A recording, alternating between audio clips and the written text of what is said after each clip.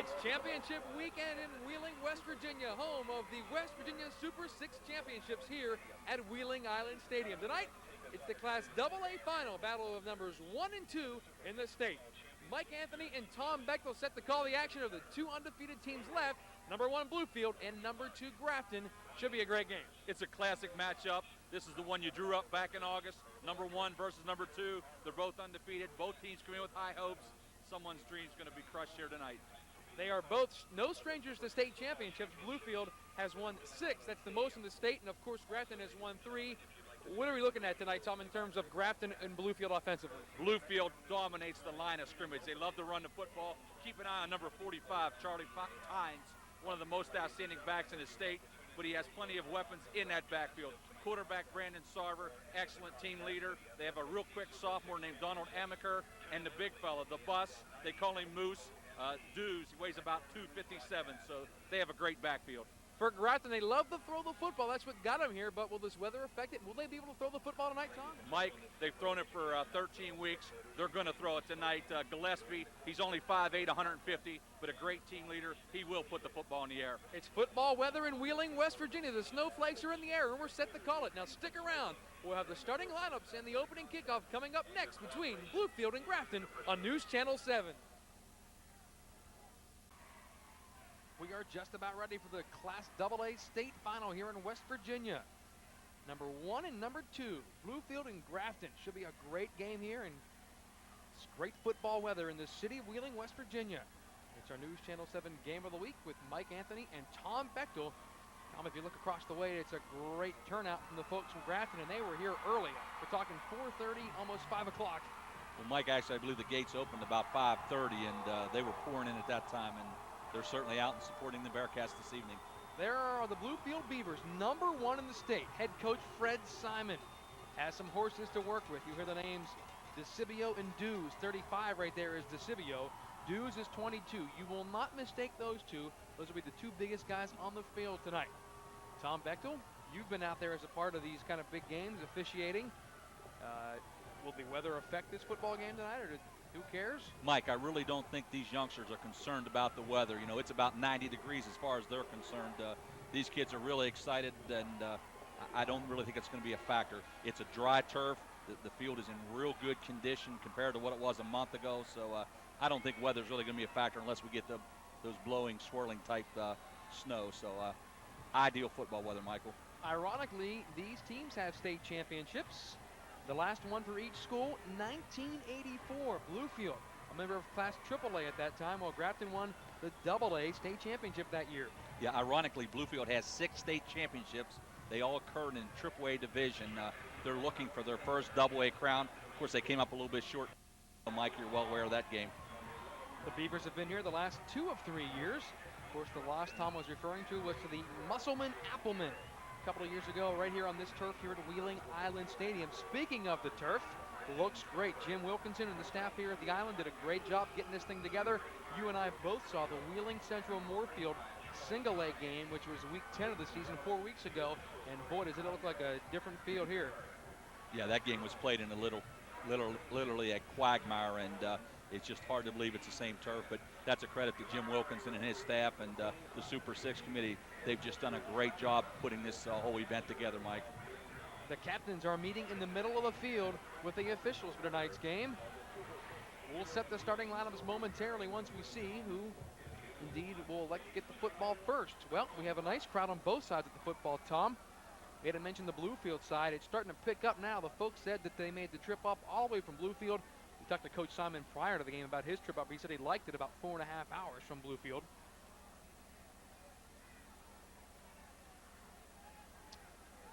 Bluefield won the toss and defers. Grafton will get the football to start the Class AA state final here in Wheeling, West Virginia.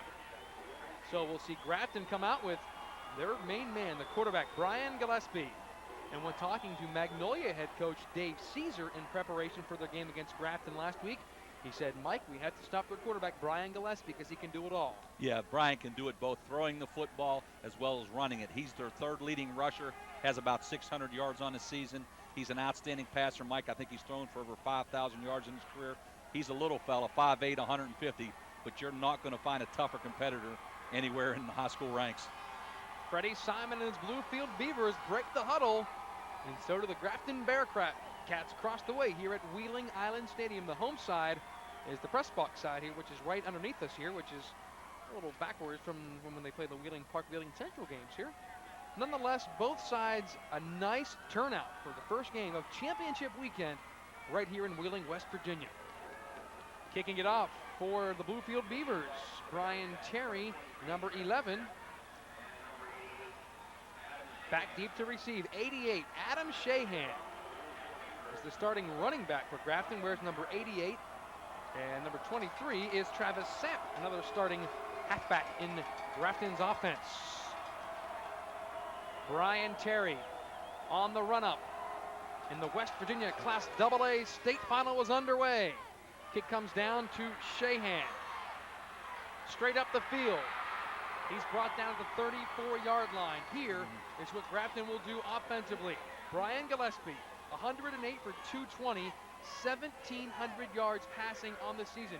He's the quarterback, number 11. Adam Shahan, Jeremy Mayle, and Tim Carr in the backfield. The tight end is Jay Garrett, a big senior. Brad Westfall, a big youngster at 6'3". Keith Zebley, Chad Royce, Josh Turner, Mike Johnson, Todd Rubenstein up front. Just three seniors on that front five, including two sophomores, Royce and Turner. Bluefield defense momentarily 1st and 10. Right away in the shotgun, complete to Westfall at the 40. He has some room and then loses the football. It's still loose, recovered by the Beavers. It was a fumble, and boy, we knew Grafton was going to come out throwing. They do, Tom, they complete the ball, but they turn it over. Bluefield takes over. 1st and 10, great position. Well, Mike, we didn't have a chance to say it, but championship games come down to who makes the least mistakes. Obviously, Grafton and Coach Skinner have to be real concerned right now. First play of the game, we get a look at the shotgun formation. Nice pitch by Gillespie, and just unfortunately the ball comes loose. Recovery by the Beavers. Looked like Brandon Sarver, the quarterback, may have fell on that one, Mike. There's Sarver, the quarterback, hands to Tynes. He's inside the 35 and bulls his way down to about the 32-yard line. That's their main man. He did a number on Weir High last week, scoring 3 touchdowns. Here's Bluefield's offense, and it looks like this. Their quarterback, Brandon Sarver, has thrown 6 touchdown passes, but his forte is handing the football off. Amaker is the sophomore to watch for. Tynes, Dews is the big man. Simon at split end with DeCivio, a huge tight end. Gates, Krause, Leggett, Williams, and Troy Powers at the tackle. 2nd and 1. They gave Tynes 9 on 1st down. Grafton shifting around defensively. That's Tynes in motion. The fullback is Dews. He bounces inside to the outside. He'll have the 1st down to the 25-yard line. Looking at this Grafton defense. They play 5 men up front. The defensive ends are Jay Garrett and Chad Royce, Ben Grogg, and Rubenstein the tackles, with Chris Knight at the nose. The linebackers you'll hear a lot from: Mike Snyder and Steve Delaney. Snyder, the sophomore. The corners are Tim Carr and Brad Westfall. Travis Sapp, Adam Shahan defensively in the backfield for Grafton. It's 1st and 10 for the Beavers, moving the football, seeing if they can take advantage of an early Grafton fumble. Misdirection. This is where he is so dangerous. That is Amaker. Donald Amaker talking to Wayne Neely from Weir High, Tom, after last weekend's loss to Bluefield. He said, boy, watch out for this Donald Amaker.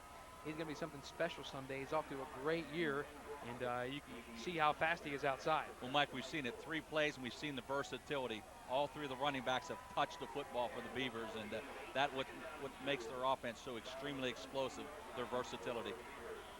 Ben Grogg in the defense on their heels right now. 2nd and 2, 10 minutes to play in the opening quarter of the Class AA final.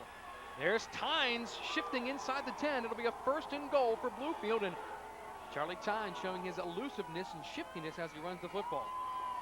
Well, Tynes, his coach said that he's one of the best running backs in the state of West Virginia, probably the best overall player, and you're going to get a chance to look at him here tonight, Mike. Just an outstanding talent.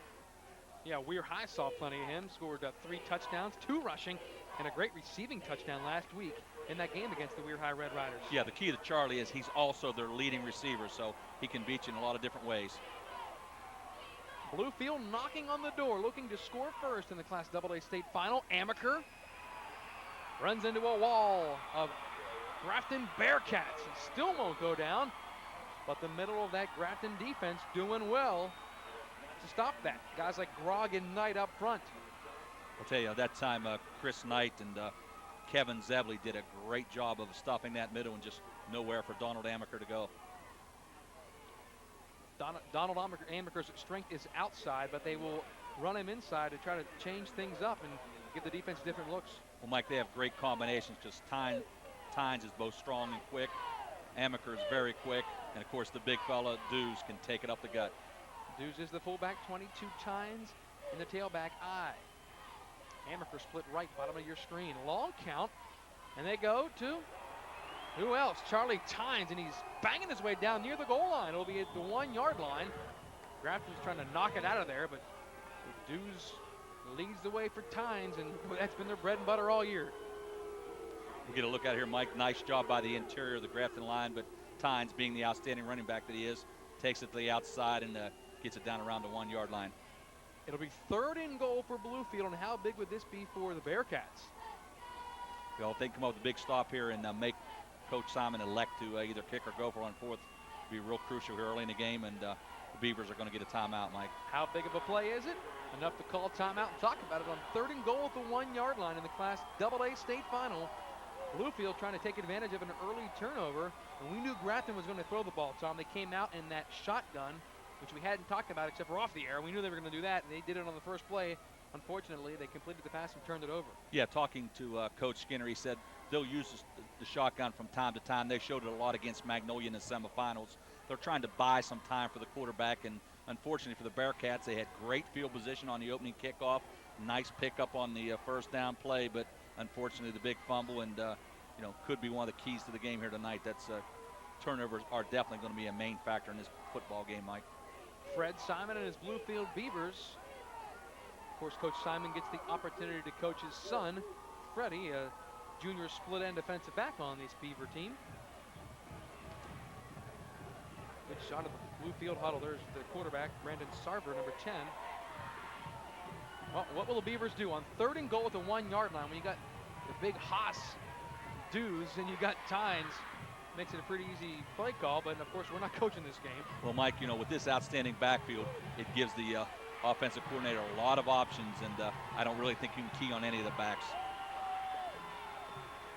The Grafton crowd comes alive across the way trying to support their Bearcat defense.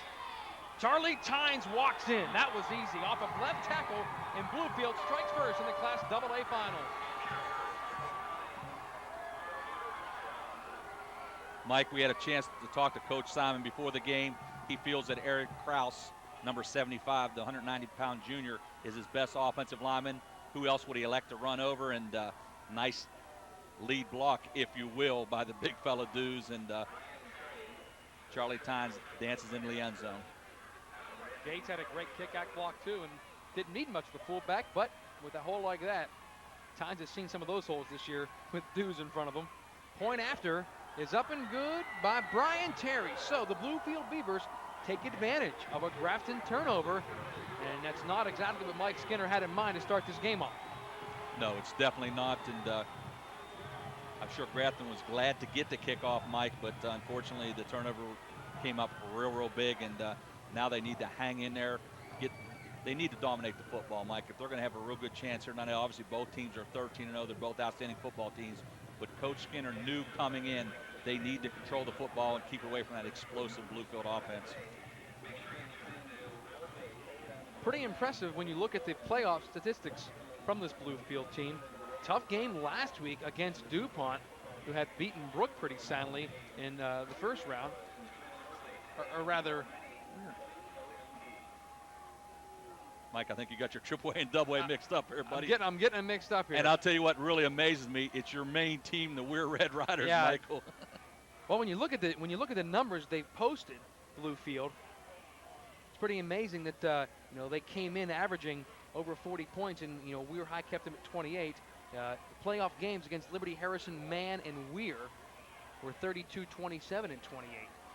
Yeah, Bluefield comes in averaging about 28 points a game, Mike, and Grafton likewise is right around that 27 mark. In terms of statistics, they're very, very similar, but Bluefield hasn't had a whole lot of challenges this year.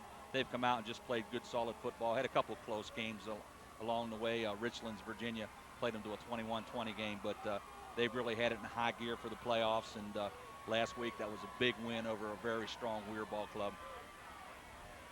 Well, I was the first one to do it, Tom. When we prepare for 3 games, I thought it was going to be you that would make the first mistake. I apologize. No problem, Mike. We'll do the AAA game tomorrow at noon. How's that? Well, I know last year, I had all kind of facts and figures in my head, and it does all run together. But we got 2 great AA teams matched up here this evening, Mike. Brian Terry on the run up, and it's taken at the 12-yard line. That's Shahan. Starts inside, bounces outside, and he loses the football, but he'll be down before it comes out. That would have been another nightmare for Grafton. So they'll take over. We'll see if they let to go back to that pass. Mike, I think that was ruled a fumble. We saw a beanbag on the field from the official, but fortunately for Grafton, the ball bounced out of bounds. We never set the Bluefield defense because we didn't have much time. Here it is. Mike Bennett, Troy Powers, Eric Gates, George Cook. Cook's a sophomore up there. Kraus, the nose tackle. Dewes DeCibio. Watch for those 2 in the middle. We'll be calling their names all night. Tynes is the free safety with Freddie Simon at strong. Sarver and Amaker, the corner. That's a quick defensive backfield for Bluefield. They hand it off in the backfield, and there's Tynes making the stop right away on Travis Sapp. I'll tell you, 5'8" senior. Mike, you want to keep an eye on this number 35, Rick DeCibio. He's one of the most outstanding linebackers in the state of West Virginia. We get a look at him there. He's one of the big fellas for the Beavers. Goes about 250 pounds, and he's just all football player. 2nd and 11, back to the air. Long ball completed to about the 33-yard line. Jeremy Mail makes the reception to the pass. Jeremy Mail only played in limited action against Magnolia last week. He had 1 real big catch in that semifinal win, but he's had a left knee injury. Mike's been out for a while, so that's a concern of the coaching staff, but it's the state finals. He's one of their fastest kids, and he's in the starting lineup tonight. Good ball by Gillespie that time. Again in the shotgun, standing at about his 25-yard line. Gillespie with some time across the middle, and it's picked up at the 43-yard line. That's the quarterback with the football, Brandon Sarver, and Sarver's down to about the 12-yard line. It was an in-thrown ball on an outrun route by Westfall. Yeah, that was definitely an ill-advised pass, Mike, and let's give a little bit of credit to Coach Simon here. Brandon Sarver, the starting quarterback, is in the starting defensive lineup tonight because he's one of their best athletes. Normally he doesn't start on defense, but Coach Simon said it's the state championship. It doesn't get any bigger than this. Let's put one of our best athletes on the field, and Brandon Sarver comes up with a big-time interception. And you were the first one to say Simon says, Tom. Ball at the 14-yard line. The Beavers with another great opportunity to score again. Already leading 7-0. Full house backfield. They run the big man. And you hear the crowd chanting, "Dews or Moose." Yeah, talked to Coach Simon, and he said that they either yell Moose or Dews, but whatever it is, they get excited, and they love this big fella. Well, since the Valley Lumberjacks didn't qualify this year, we had Moose Manier for those Jacks 3 straight years. We have our first Moose sighting of the weekend here in Wheeling. Well, I'll tell you, Mike, we're going to see a couple buses this weekend, and he's definitely the first of the bus candidates. 2nd and 2 for the Beavers. Again, that full house set. Tynes straight ahead. Westfall trying to strip the football out of there, and I think they got it loose. Grafton says they have it. We'll see what the officials call. One of the Bearcats has the football. But was his progress stopped? Apparently it was. How ironic. Grafton has been around some of those strange plays the last couple of weeks. We'll see it here. Tynes. Thing was getting ripped out of there, and look at the Bearcats ripping it away as he was falling down. Very hard to see. Mike, I think his progress was stopped on that play, and that appeared to be a correct call by the officials. Amaker, is he in? Yes, Donald Amaker into the end zone for another Bluefield touchdown. 3-yard run, and Bluefield strikes again. Mike, nothing fancy about this play, just straight head one-on-one blocking, and once again they elect to go off the left side between the two Erics, Kraus and Gates, and the two junior linemen did a great job of opening a hole, and easy touchdown for the Beavers. Yeah, Bluefield's offensive line is all underclassmen except for one. Kick is up and good. 14-0 Bluefield. What a job. Eric Gates, Kraus, Leggett, Williams, and the only senior Powers are doing up front. Well, talking to Coach Simon before the game, he couldn't say enough superlatives about this offensive line. And also in talking to Coach Skinner from Grafton, he felt one of the keys to the football game was going to be the line of scrimmage. He said when Bluefield's line plays well throughout the season, they've had outstanding games. And so far early on tonight, the Bluefield line is off to a great start. Boy, Coach Skinner across the far side has got to be thinking nightmare early. 2 turnovers, 2 Bluefield touchdowns. Of course, on the other hand, Mike, if you look at it from the other perspective, Grafton is a tight team. They like to put the football in the air, so some teams being down 14-0 be real concerned. Grafton, on the other hand, they like to throw the ball over a lot, so yeah, unfortunately, and they're going to be forced to do it here probably for the remainder of the game. Yeah, they're the kind of team that can strike quickly, which they're going to have to do, or they're going to find themselves in a big hole. Still first quarter, 5:41 to play. Grafton and Bluefield, the Beavers with a 14-0 lead here in Wheeling as the snowflakes continue to fall here for game 1 of our championship weekend. Mike, in talking to Coach Skinner, he said the main key in this game was going to be the ability to keep the football away from Bluefield, and obviously in the first 6.5 minutes of this football game, Bluefield's had total possession, so they need to get a drive started here. Not necessarily to get some points on the board, but they need to get a drive, establish control of that football.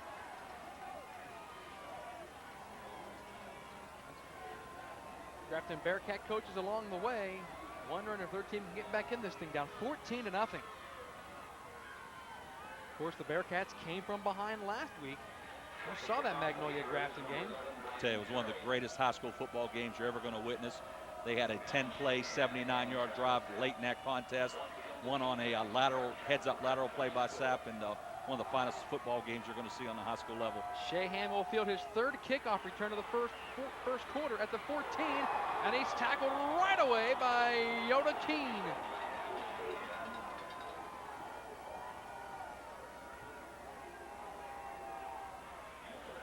Grafton starts at their 23-yard line.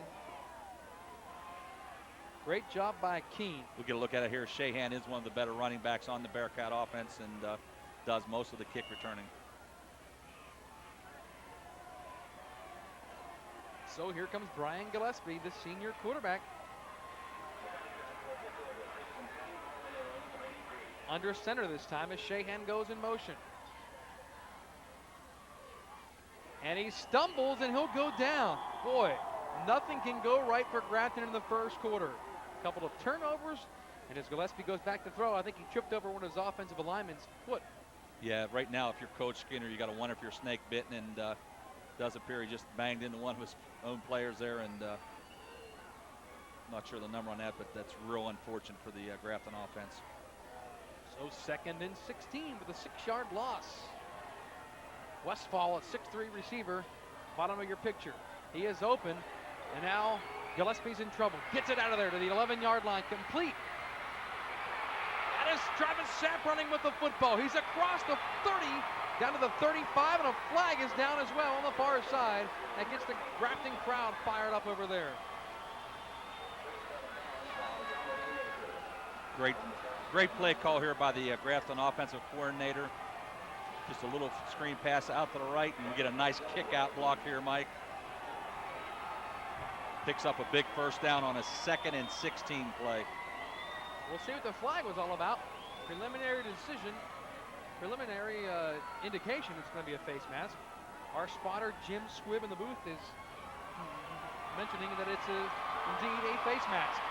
Tonight's officials, that's Ed Miller from Barbersville, John Queen, Jeff Jones, Dwight Oldham, who was originally from Wheeling, West Virginia, but has now moved to Hurricane, Steve Simmons, and let's see if we can see it.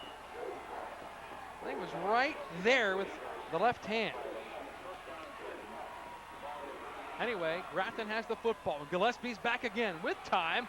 Now he's flushed out of there, and he throws it incomplete at midfield. Good pressure by Bluefield, interior of that defensive line, the pressure on Gillespie. Mike, one thing you have to be impressed with is the quickness of the Bluefield defense. Oh. We saw on that play number 9. That is a defensive end, and he's nearly coming up with the big interception. Mike Bennett, real quick defensive end, but 5'9", 153 pounds. But this front 7 of Bluefield is as quick as any high school team I've seen this year, Mike. The ends are undersized for ends, but they can get to the football. That's their key to their defense. Ball is overthrown and picked at the 34. Running with the football is Donald Amaker, the super sophomore, and he returns it into Grafton territory. Wow, the nightmare continues for Grafton in the first quarter. Another interception thrown by Gillespie, the 3rd turnover from the Bearcats. I'm sure if you're Coach Mike Skinner, you just want to get a tourniquet and stop this bleeding, but that pass was just thrown directly to Donald, and there's the big fella Dews out there trying to look for somebody to block, but Dews wanted to hit someone and just couldn't find anyone. 3 turnovers for Grafton, and they want to stop the bleeding somehow. They'll take a timeout. So, as they take a timeout, we'll take a timeout. The Class AA state final has Bluefield leading Grafton 14-0. We'll be back to Wheeling Island Stadium after this timeout.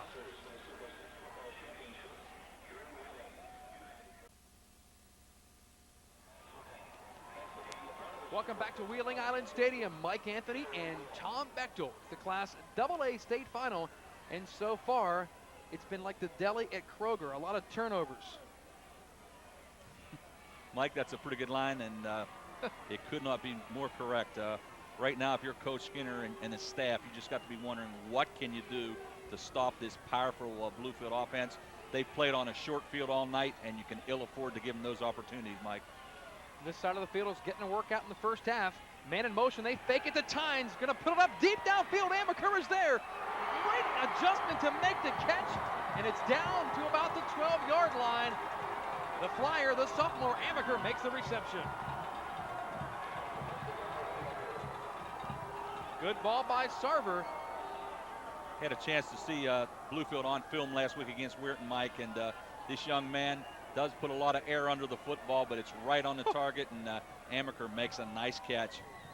You run, you suck that defense up, and then Bluefield hits you with something like that with Amaker. That's hard to defend. Well, you have to bring 8 or 9 people up in the box to stop this three-prong attack, and here we see it now, 2 lead blockers, and Charlie Tynes loses the football, and Grafton gets it. Another turnover. Our 4th of the first quarter. Wow. It looked like Bluefield was looking good on this student body right. Yeah, that's definitely a USC student body right, and Tynes gets a little careless with the football. Great job of stealing that football by Tim Carr, the 6'1", 157-pound senior for the Grafton Bearcats. That's what Grafton needed there. They couldn't afford another touchdown to be down 3 in the first quarter. We're down to 4 minutes to play at Wheeling Island Stadium. And Grafton is underneath the shadow of their own goalpost. That's Shahan in motion. Sap, and whistles will blow this thing dead. We had the flag from the umpire's position, Mike. That's usually an indication that someone on the offensive line moved. We'll see the preliminary signal here by Ed Miller. Of course, it's the dead ball, illegal procedure on the Bearcat offense. Hadn't been a pretty first quarter, except for if you're a Bluefield fan on the scoreboard. State final, early jitters, you think? Well, Mike, that first play, nice hook-up pass connection by Gillespie, but, those things do happen, and it's cold out there. It's tough to hang on to the football, but unfortunately for the Bearcats, it's all occurred in their end of the field. Sapp actually takes the handoff in his own end zone and gets out to about the 4, if he's lucky. Stacked up in the middle of that Bluefield defense. Sean Dews, 22, getting above the bottom of the pile, and Dews is all around the football, folks. Look at that guy. Mike, he's a real big football player, and all night long you want to keep an eye on 22 Dews along with 35 DeCibio. They're the 2 linebackers in this 5-2 set, and they will be around the football all night long. Some big arms on that big youngster. although DeCibio has some pipes on him too.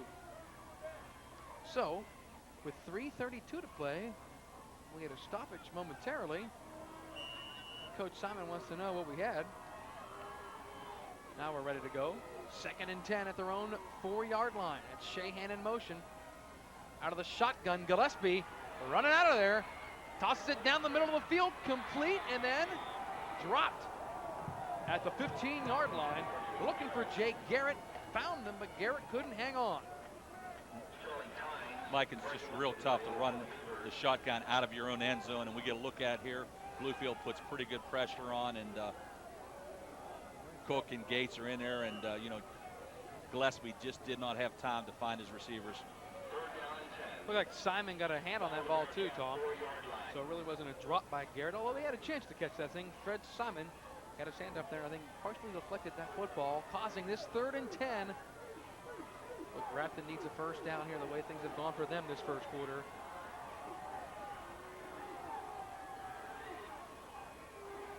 Sapp out of his own end zone. Well, that's the quarterback, Gillespie. He fumbles the football. It's loose, and I think Bluefield has it. There are 2 Beavers underneath that pile, but I think one of the Grafton Bearcats pulled it out of there. Yeah, I think the ball, initially the Beaver fell on it, but it did come loose, and Bearcats correctly recover that football. Boy, I thought there were 2 Beavers right there ready to pounce on that thing. Well, they were, Mike, and if we get a look at it here on the replay, they're ready to pounce, but it comes loose, and Grafton does recover the football, though unfortunately we don't have a number.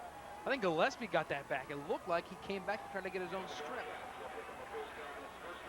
Now Gillespie going over the plays on his wrist. Either that or he's checking his wrist.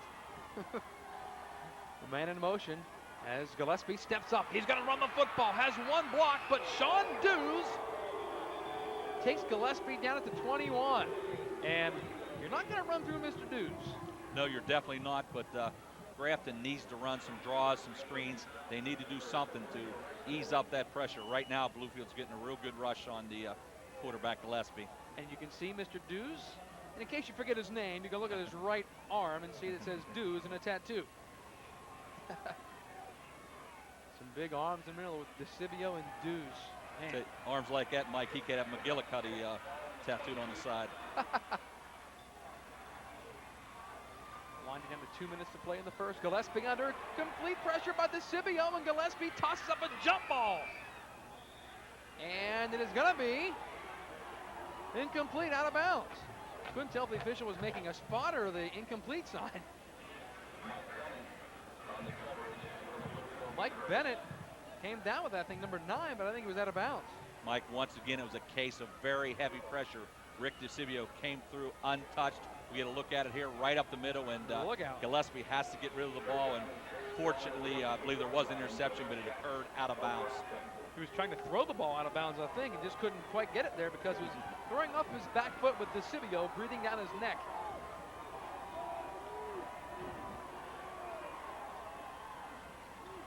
Third and 6, Westfall throws a screen that is a little too far for the tailback Sapp, so it'll be a punting situation for Grafton. Bluefield will get the ball back again. Mike, once again, check out this Bluefield defense. DeCibio reads the screen all the way. He's out here ready to tackle Sapp if he makes the catch. The big fella right on the scene, and Eric Kraus, the nose guard, was following quickly behind him. Those 2 big middle linebackers can get to the sidelines quickly for some big fellas. No wonder they're being sought after by a bunch of Division I schools. Gillespie's punt is end over end at about the 50. Bounces down and gets a decent roll at a 45. Times will just back away, and Bluefield will take over with its worst field position of the afternoon at the 45-yard line, which is pretty good field position. Yeah, Mike, this is going to be their 4th possession of the quarter. When you say worst field position at their own 45, that's the way the coaches, especially the offensive coordinators, would certainly draw it up. Here's a great shot of the Wheeling Island Stadium press box. We're on the far left. There. Mike Anthony and Tom Bechtel welcoming you to Wheeling Island Stadium as those Bluefield Beavers have the lead 14-10. Here they come at the 45-yard line. Brandon Sarver, the 6-foot senior quarterback, with Dews the lone setback. That's Amaker in motion. They fake it to Amaker. Two receivers sprinting down the sideline. Good ball thrown up there for Dews, who makes a great catch. That's Tynes at the 9-yard line. Mike, that play was deja vu. If you saw the Weirton semifinal game, the last touchdown of the game was Charlie Tynes with an over-the-head catch. We get a look at it here. I swear, Mike, it's the same play all over again. Sarver puts a lot of air under the football, and Charlie Tynes makes an incredible over-the-shoulder catch, and that was an instant replay. This time didn't quite go for 6, but puts him down knocking on the door. You know what that ball reminds me of? Watching that Cincinnati Bengal game last night on TV, the left-handed ball from Boomer Esiason looks just like that left-handed rotation from Sarver. Those are some nice balls he's throwing deep down the middle of the field. I'll tell you, he puts the ball right on the money. Now they go back to Dews. Boy, Charlie Tynes, impressed with him yet, Tom? Oh, absolutely. You know, talking to Coach Simon, he said what really makes Tynes an all-around football player, does a great job on the special teams, and he's also an outstanding defensive back and comes to the football real well from that defensive line of scrimmage. Coach Simon feels he's the best all-around football player in the state. Of course, why wouldn't he? He's his head coach, and he's had an outstanding career for the Beavers. Ohio State, West Virginia, other schools interested in the services of Charlie Tynes. An incredible amount of carries, over 280 carries coming in to tonight's game. That's over 20 a game. And make that another touchdown. Charlie Tynes, 2-yard run, and Bluefield's making it look easy. Well, I'll tell you, if you're Coach Randy Barnett, the offensive coordinator for the Beavers, you may have the easiest job in the stadium tonight. When you get that kind of field position and you have the weapons like Charlie Tynes and just straight on drive blocking the big fella Dews, and they went off the right side over Brandon Williams and Troy Pyers. Just outstanding straight on drive blocking by the Beavers. The quarterback Sarver's the holder for Terry. And Brian Terry has got another point after. 21-0. The Bluefield Beavers in command of this Class AA state final. And luckily for Grafton, the Beavers fumbled away a would-be touchdown drive just a possession ago. Might even be worse at this point, but I guess you could say Grafton's a little fortunate to be down just 21-0. Well, I'll tell you, Mike, it's just been all a matter of everything's been to our right here on the Grafton end of the field. Bluefield was temporarily on their own side of the 50, but this game has been played on the short end of the field for the Beavers. And, you know, Grafton, we've said it before, and hate to be redundant, but they need to get something going offensively. Coach Skinner knew it could be a long evening if they didn't control the football, and right now they need to get into their bag of tricks, need to pick up some first downs. They've thrown 2 picks and lost a fumble. We've seen 4 turnovers in the first half. Bluefield has 1, and we're still in the first quarter. Only 39 seconds remaining here at Wheeling Island Stadium, and the turf looks great here, Tom. If you can see from our vantage point, looks great. It says the SSAC Super 6 in red, got the championships in blue, got the WV gold and blue, which is a new attraction this year. Nice job by the staff and Jim Wilkinson to get those done there, and the end zones look great too. Mike, I had a chance to walk around down on the turf prior to the game, and it's real solid footing considering the weather this week. We had some rain earlier in the week. Of course, there was a tarp on the field up till yesterday, and they've just done a great job. We can't say enough what this Super 6 committee's done to make it just an outstanding setting for these tremendous athletes. And yes, the field is in great condition because Tom was making some cuts on the field, making sure DeCibio and Dews could cut, and you passed the test nicely, Tom. Absolutely. Your footing was excellent. 39 seconds to play first quarter. Terry on the run up, and it's underway. Down to the 9-yard line. Fumbled by Sapany. Regains the football, but doesn't have much room to run up to about the 11-yard line. Mike Skinner just continues to scratch his head on the far sideline. Boy, besides one or 2 passes, has anything gone right for Grafton yet? Mike, this has been a real unfortunate start for the Bearcats. You know, they've had an excellent season. They're 13-0, number 2 ranked in the state, but unfortunately, this first 11.5 minutes of this game has just literally been a nightmare for the Bearcats. Gillespie back in the shotgun. They'll be forced to now. Down 3 scores in the first quarter. Slings it out complete to Westfall at the 20. He runs back a step and then cuts across the 20, gets to about the 22. And that's the main man, Westfall, a big 6'3" target, 170-pounder. And that's Gillespie's favorite receiver. Well, Mike, last week I had a chance to see him in person against Magnolia and really impressed with the two wide receivers, Westfall and Garrett. They do a great job of catching the football. Both of them possess outstanding skills, and they need to get the football to them right now and pick up some first downs. Mail is split to the top of the screen with Westfall at the bottom, Shahan's at the slot, but they won't even get a play off. That is the end of a terrible, nightmarish first quarter for these Grafton Bearcats. The folks in Bluefield are loving it. The Bluefield Beavers lead it 21-0 at the end of the first quarter of the Class AA state final. Back to Wheeling Island after this.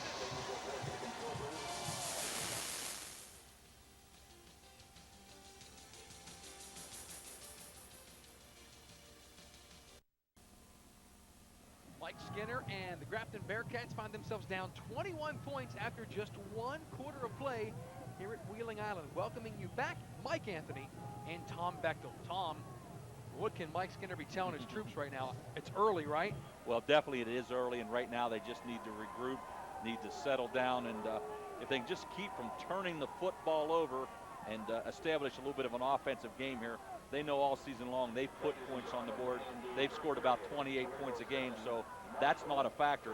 But on the other hand, they need to keep the football away from Bluefield. Coach Skinner knew this coming in. Just unfortunately, some real big turnovers have hurt big time. Folks, bundle up here at Wheeling Island. We've had snow flurries all day long, and they're still blowing around in the lights here at Wheeling Island as Gillespie's in the shotgun, back to throw again, zips it out there, complete to Westfall. He's got it, Westfall at the 41-yard line. That's what Brian Gillespie can do with time. He has an excellent arm, Tom. I'll tell you, I love this kid. He's an outstanding competitor. He's a little fella, 5'8", about 150, but I'll tell you, he's got a rifle for an arm, and he puts the football right on the money. Wide, rangy receivers in Westfall and Garrett, so they could get back in this football game, but they need to chew some of the clock. They need to establish that offensive game, and that play certainly is a positive indication that they can do that. Here they go again. Gillespie over the middle. Has it go off the hands of Garrett, who was in double coverage. Tynes was there. I think Dews, look at the big middle linebacker dropping way back into the secondary. 22 making I think a deflection there. Well, Mike, we said this entire Bluefield defense possesses good speed and good aggressiveness, and just a great knockdown there. Charlie Tynes, he's a big, strong kid, and I'll tell you, he delivered a lick on that play. 2nd and 10, back to the air. This time it's completed to Garrett at the 48. And Freddie Simon lost something. I think it was his warm pouch that he wears around his waist to keep his hands warm. Well, Garrett is a 6'4" receiver too, so 6'4", 6'3", these receivers for the Bearcats. And now Westfall checking off. Bluefield are going to elect to just rush 4 guys here now. And they bring a blitz. Gillespie across the middle, and it's through the hands of Shahan. And Shahan is kicking himself for that one. He knew he should have caught that ball.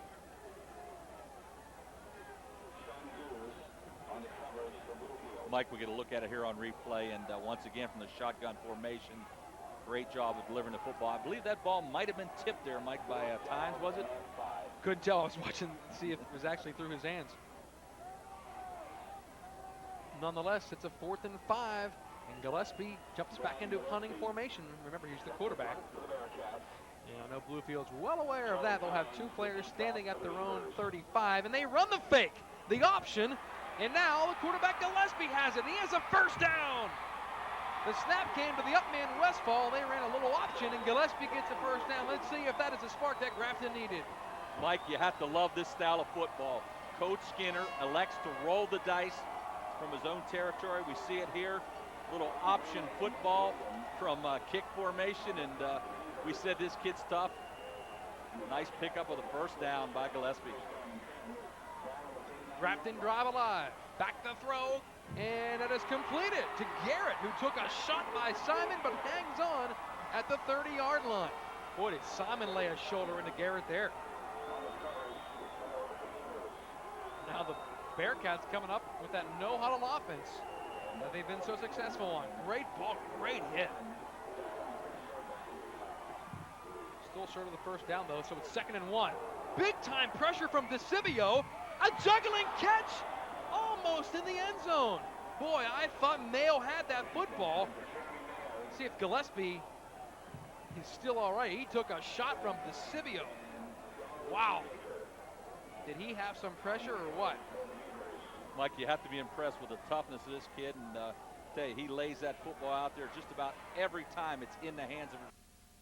Unfortunately for Mayo, there was some big-time contact there by Tynes, and he batted it down, and Mayo could not hold on to the football. Well, I thought Mayo had that juggling at the goal line. That would have been an unbelievable touchdown. Gillespie runs it straight up the middle. He has a first down and more. Inside the 20 to about the 18-yard line. There's Brian Gillespie, the quarterback, making it happen for the Bearcats. Tell you, Mike, we have had a lot of offense. My statistician here, Mr. Joe Bechtel, tells me that in the first quarter, Grafton had 58 total yards of offense, Bluefield 174. So it's all been on this one end of the field, but they have been moving up and down. Unfortunately, the 3 turnovers have cost Grafton. Gillespie pumps. He's still got it. Boy, this kid's elusive. Look at DeCivio. And now he is buried as he throws an ill-advised ball that is picked off by Tynes at the 9-yard line. He is everywhere.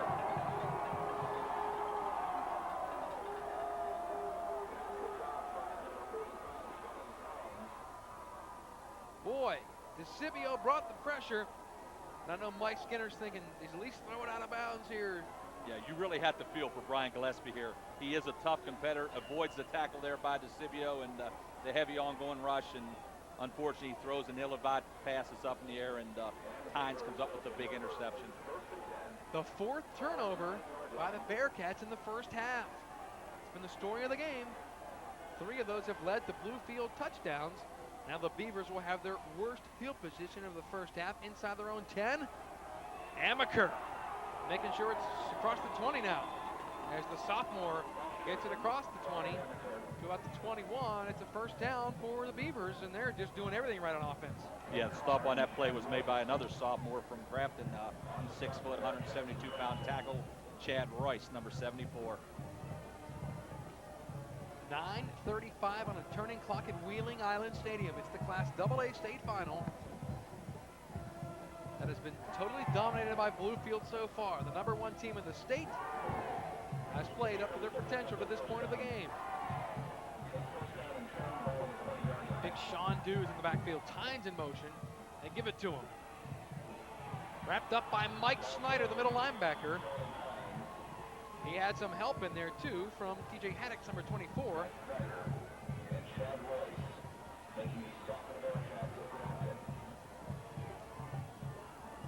Tell you, the Grafton coaching staff was really high on Mike Snyder, 5'10", 153-pound sophomore.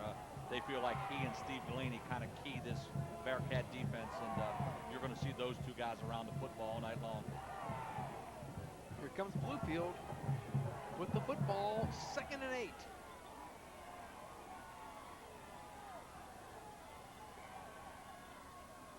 Amaker in motion. They sweep it to him.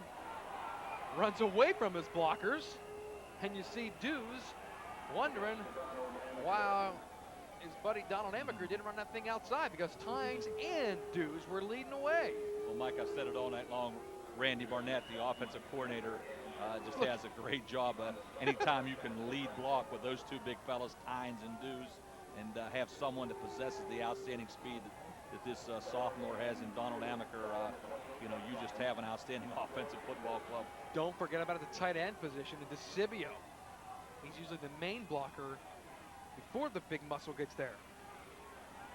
Amaker slips in the backfield. Dews threw a nice block on 52 Steve Delaney, but Amaker couldn't turn the corner. He slipped, and we see maybe our first signs that the field's a little bit slippery. Well, obviously, you know, there has been some snowfall during the day, so it is a little slick. But Amaker just possesses outstanding speed. Mike, he was 4th in the 100-meter state championship last year as a mere freshman. Shows his outstanding speed. And what is this, a Bluefield punt? Sarver back on his 15. Even punts it left-footed. Boy, and they were really giving him a lot of cushion to kick the football. It bounces at about the 48. Got some contact all around it. It's finally down by Mike Bennett, number 9. at the 49. So Grafton will have its best field position of the evening as the chorus of doos, or are those boos? Hard to tell. Mike, I think it might be the latter, but that net result was a 21-yard punt, and Grafton has great field position. Now Bluefield shuffling guys in and out, and they'll call a timeout. Do they have enough, or too many, or one short out there? They had 12. I know they had 11 on there.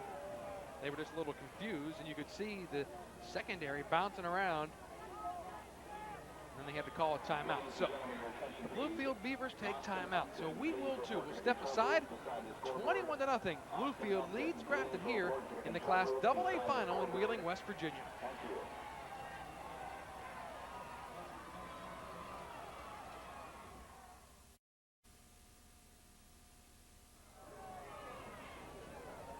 Welcome back to Wheeling, West Virginia, Class AA state final. Numbers 1 and 2, Bluefield and Grafton, has been all Bluefield so far.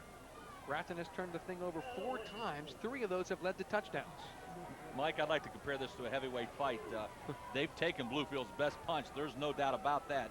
If they can come back here, recover, get some composure, drive this football down the field, get within 14 before the half, they could be back in this football game. This is a real key drive here for the Grafton Bearcats. Gillespie in the shotgun. And he's going to run the football behind Sapp, the lead blocker. Bounces off on 1 tackle. Flag flies. I think that nice run is coming back.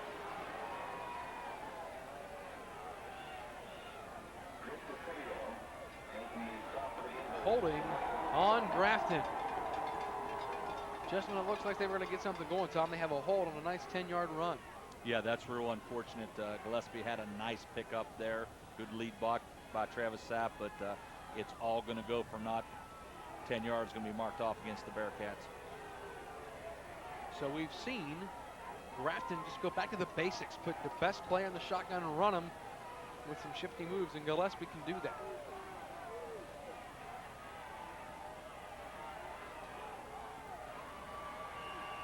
First 19 from their own 41, and Gillespie's in the shotgun again. Throws the screen with plenty of blockers in room for Sapp. Makes 1 move, and then carries a couple of tacklers down to the 45-yard line inside Bluefield territory. Now the major Grafton crowd from across the way is getting fired up for this one. They need to score here badly. Well, Mike, that's a great play call by Coach Skinner and his staff, and you know, you're getting a heavy rush from that Bluefield line, so those screens and draws should work all night long. And there was Mike Skinner encouraging his troops in the shotgun again. Boy, you can count the number of times that Gillespie has been under center on one hand tonight. A lot of shotgun. We knew that was going to happen. Now Gillespie trying to tell his receiver to go deep downfield, but he completes it underneath to the 31-yard line. Pushed back to the 35. Let's see where they give him a forward progress. Yep. It'll be about the 33-yard line. That's Westfall. Mike, I think that shotgun shows a lot of respect for the Bluefield defense. They realize the quick, aggressive front that the Bluefield puts up with their front 7, so they're going to go shotgun most of the evening, and when you got a fellow that can deliver the football as well as run like Gillespie can, he's going to create some plays out of that shotgun. Tynes didn't know whether to help deep on Mail running down the field or stay underneath. Here's Gillespie with plenty of time, and now he's pressured, gets out of there. And he steps out of bounds. George Cook almost had the sack, but Gillespie got out of there, and I think Gillespie's getting into a groove now. Well, I'll tell you, Bryant is an outstanding player, as evidenced by, I believe they've had a 30-5 record throughout his 3 years as a quarterback, and we see on this play his ability to run the football. Heavy pressure from the young sophomore, George Cook, number 63 right there. Gillespie, he's a strong kid, avoids that, and runs for the first, set up a 2nd and 10 situation. Instead of a huge loss, he got back to the line of scrimmage. Now he slips coming up from under center. Big rush, zips it, incomplete. Flag on the play, it comes in late. He was nailed out of bounds. I think they're going to get Cook for hitting Gillespie as he's going out of bounds. Boy, Gillespie slid almost back to the concession stand underneath there. We see the indication there, Mike. personal foul, roughing the passer, and this is going to be a big first down pickup for the Bearcats. And Jake Garrett was the intended receiver who was blocking on the play. That pass had no chance of being completed. And then they get the penalty. So, look at Grafton coming out smelling like a rose here at the 18-yard line. Yeah, that was real fortunate.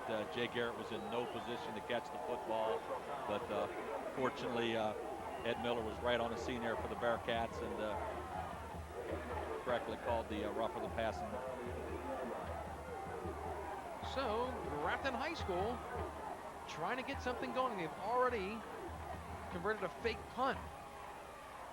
See if they can do something here.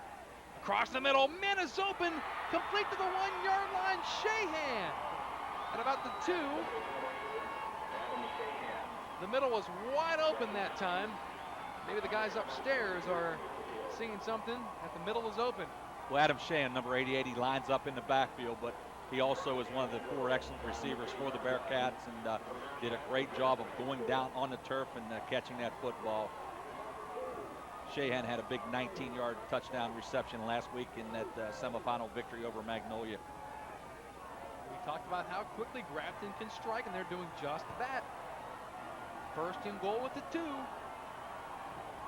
Sapp and Shahan, the tailback. Gillespie on the option left. He's going to keep it, and Gillespie's in the end zone for a touchdown. 3-yard touchdown run. Grafton gets back on the board and maybe back in the game. Well, Mike, that play right there typifies what Brian Gillespie is all about. Had a chance to see this kid last week in person and had to be impressed with the tough competitor that he is. We see it here on the replay, just a little simple rollout. He had every intention of just taking it in the end zone. He does that, and Grafton gets this extra point, Mike, and can come up with a defensive stop here. They're going to be back in this football game. The Grafton Bearcats have had some confidence now on offense. The point after by Rubenstein, no good, but we have flags. The kick was no good. And now Gillespie with some words with DeCibio. This thing is turning into what it's supposed to be, a big-time, hard-hitting football game, Tom, and what it's all about with some snow flurries going. Well, Mike, both of these teams are going to leave it right on this Allen turf here, and we're going to see the indication here by the referee, and we do have a roughing the kicker.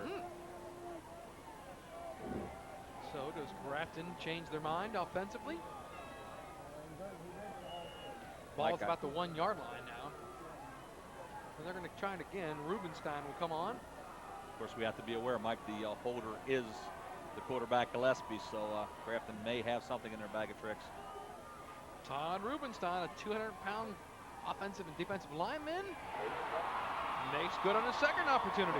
So, Rubenstein's point after makes it 21-7 Bluefield. Now the Grafton crowd from across the way starting to get into this thing. Mike, and we see it here, the culmination of a quick 6-play, 49-yard drive that took about 2 minutes and 11 seconds and finished off by Gillespie busting it in the end zone. Now, does that get Grafton back in the game, Tom? Well, Mike, I think the key is going to be defensively. So far tonight, you know, they've given Bluefield the short field. They've only had to go 50 yards or less on each possession. But, you know, Grafton's defense needs to come up solid. You know, Bluefield will dominate that football. They've dominated time of possession so far in this football game. So right now they need to get a good kickoff, good coverage, and come up with a defensive stop. We've seen the do-or-die offense from this Grafton Bearcat team, and they just elect to keep putting it up, and they've turned it over 4 times, but are only down by 2 scores. And on that touchdown drive, there were a couple of near misses that were almost picks too. Well, Mike, I think the fans of Grafton High School realize that this team has hung in there all season long. You know, they've had a lot of close football games. They've won a lot by 7 points or less. And, you know, last week against Magnolia, their backs were against the wall, 7 minutes to go. They took the football the length of the field like a true championship team would do and won a big semifinal victory over the Magnolia Blue Eagles. So don't count this team out just yet, but they need to come up with some defensive stops. And, you know, Bluefield certainly has a very potent offensive football team. Grafton was down 2 touchdowns in that game last week. They're down 2 touchdowns here. And the kick is fumbled at about the 5-yard line. Junior Barnett goes back and gets it into the end zone. Tynes and Barnett were there. And the junior Barnett had a little trouble with it and decided that he was going to try to take it. And I think Tynes was calling for it. Of course, Bluefield gets a little break there. Any kick that goes into the end zone, obviously in high school football, comes back out to the 20-yard line. So, you know, that could have been disastrous. That ball would have been down near the goal line. But Bluefield starts out with decent field position at the 20. With under 5 minutes to play in the Class AA state final here in Wheeling, West Virginia.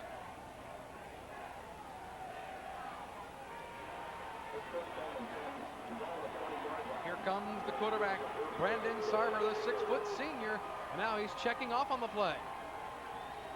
Moving DeCivio from the left side of the line to the right side at tight end, and now the confusion is too much, and Bluefield will take a timeout. Sarver ran over, and I thought that was going to be a trick play momentarily, but he was just telling DeCivio to move from one side to the other, and boy, that Grafton crowd is loud from the far side. We're all the way across the field, and we can hear them as clear as day up here. Well, I'll tell you, they've made the drive up from the Grafton area, and these fans are really excited. I'll tell you, Mike, that's one of the best AA crowds I've seen in the last couple of years. They're up at Wheeling, and they've really come in full force to support their beloved Bearcats. Yeah, and all the folks that we have talked to from out of town at the Super 6 dinner and this afternoon have said nothing but nice things about the city of Wheeling and the Ohio Valley. And of course, this is the best place to hold the Super 6 championships, and we'll expect it to be here for years to come. Well, Mike, I'm extremely biased when it comes to that, but I speak with a little bit of experience. As an official, I had an opportunity to officiate a few of the games when it was in other venues, and nobody does it like Sam Mumley, Eric Carter. That dinner last night up at Ogilvie, along with the opportunity to go to the Naylor hockey game, just a great way to start the Super 6. Yeah, but we didn't get to ride in the stretch limos. What was up with that? Maybe next year. Okay. Amaker's in motion, and they get her to the fullback, the first man. That is Dews. And Dews is not doing much on that play. Stacked up on the interior of that Grafton defense. Yeah, two fellas, Todd Rubenstein, and there you see him right there, Steve Delaney, the veteran 6-foot, 161-pound linebacker for the Bearcats. And they're a little bit excited now, Mike. There has been new life breathed into these Bearcats. Now they run the power I with Dews and Tynes. Is there a better duo in the state? I don't know. Tynes behind Dews. He's stacked up. Listen to this Grafton crowd, Tom. Well, they're certainly excited, and on that stop, Chris Knight, the nose guard, the young sophomore for the Bearcats, along with Rubenstein, and they just clog up that middle and nowhere to run, and a host of other Bearcats assist on the tackle. Yeah, Mike Snyder was in the middle of that. Dews was taking him on from the fullback spot, and Snyder just pushed Dews aside and made the stop. I'll tell you, three young sophomores came up really big in the middle of that line on that stop for the Bearcats. 2nd and 3rd and 7. Misdirection inside the Tynes. Can he turn the corner? Yes! First down, Beavers at the 31-yard line. It was a question of whether or not he was going to make the corner, and he did. Charlie Tynes. I tell you, the more you see of this young man, the more you have to be impressed, Mike. And the talk is he's a Division I recruit, and he's certainly done nothing to dispel that notion tonight here. And we see his speed here, gets to the corner. Tim Carr delivers a nice lick, but Charlie Tynes picks up a big first down. The Beavers needed that.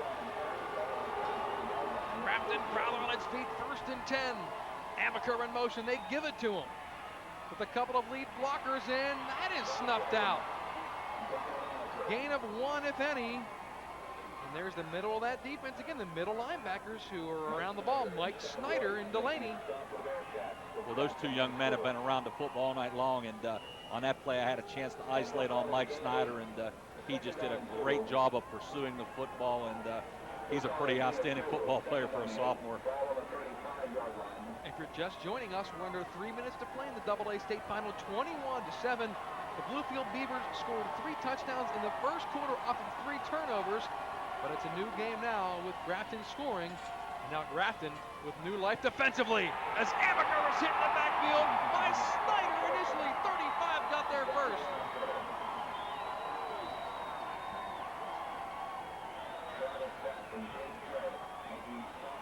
Bluefield just keeps on electing to run the football. That's their bread and butter. Well, I'll tell you right now, Grafton's made a real commitment to the run. They put a whole lot of people up in that box, and Amaker just has nowhere to go. And the Bearcats, Westfall and Garrett did a great job of shutting that one down, along with Travis Sapp, number 23.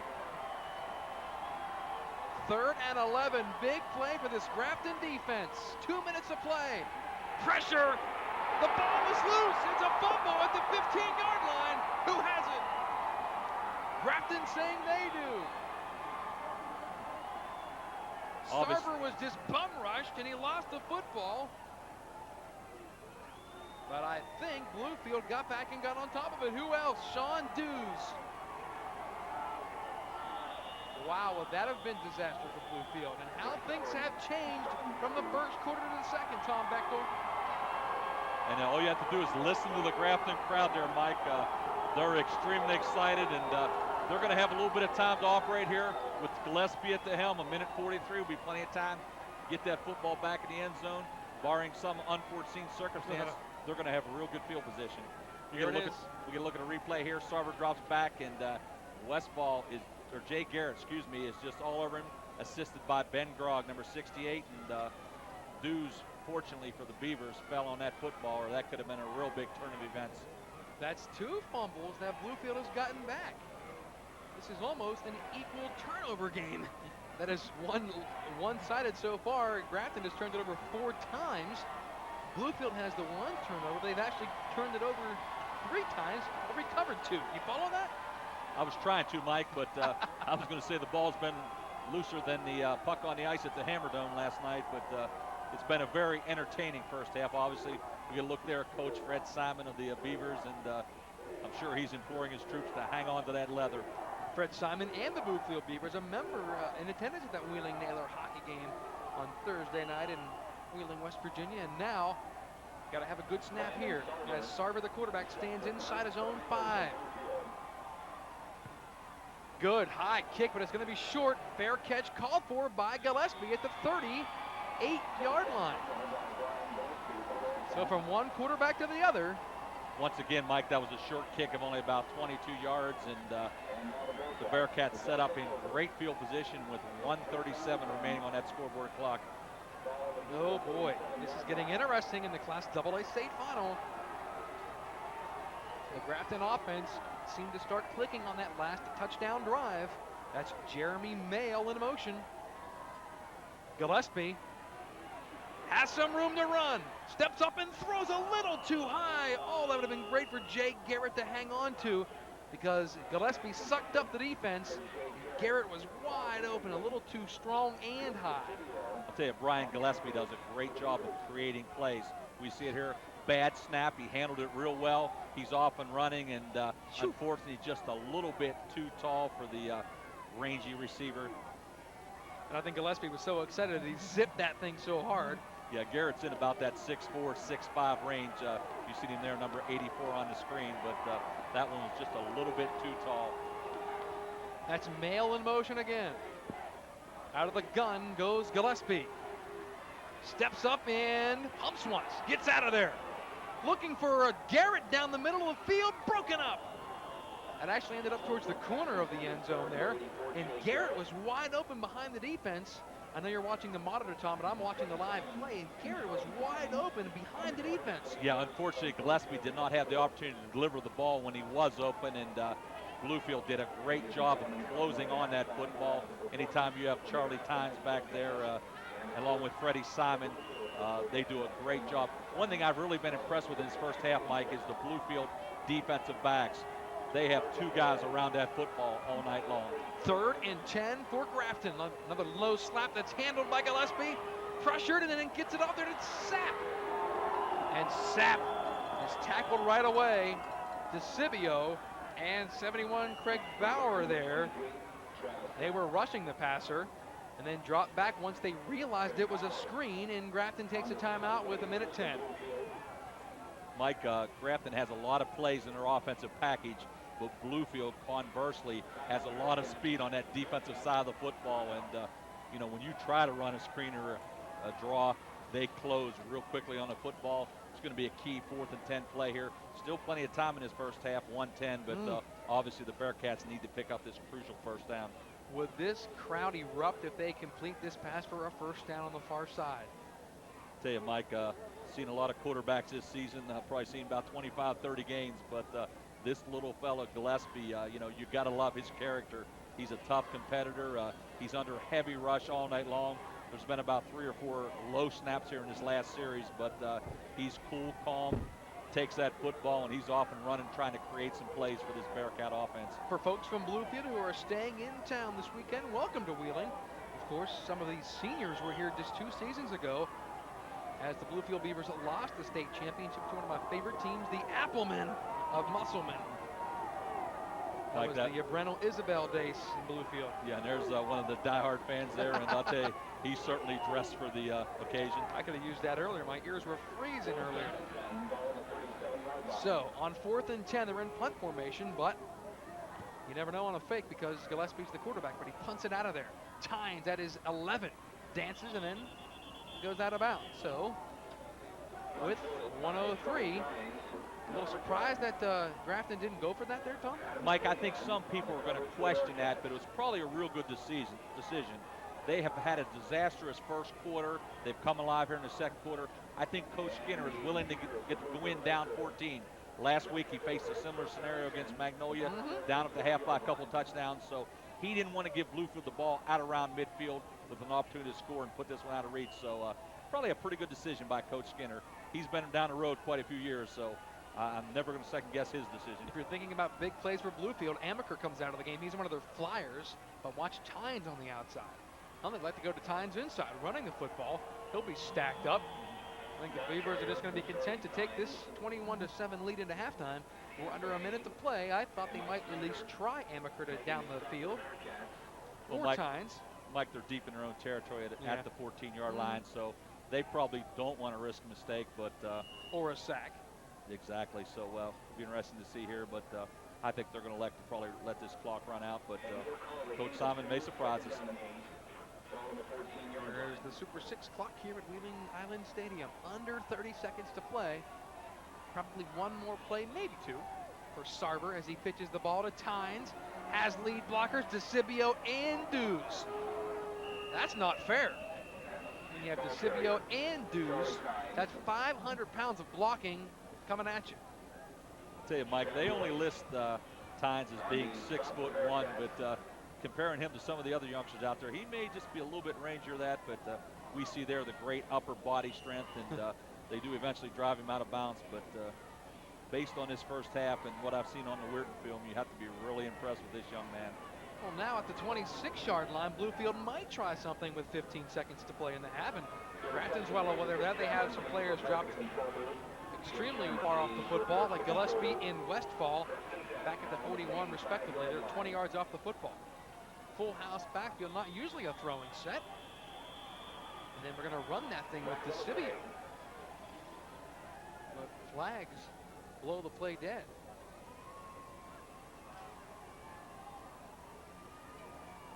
Little penalty delay on Bluefield there. Little delay of game penalty there, Mike. The 25-second clock, which at the Allen Stadium, for you fans not familiar with it, there's a 25-second clock located in both corners of the stadium.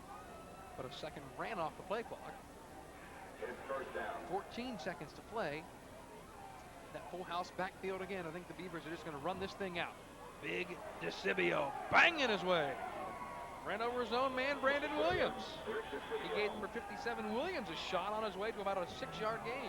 I'll tell you, you have that combination of DeCibio and Dews, and those are 2 big football running backs on any level. We've reached halftime at the West Virginia Class AA State Finals in Wheeling, West Virginia, the Super 6 Championship, Game 1. The number 1 ranked Bluefield Beavers, 21, the Grafton Bearcats, 7. We'll be back to Wheeling Island Stadium.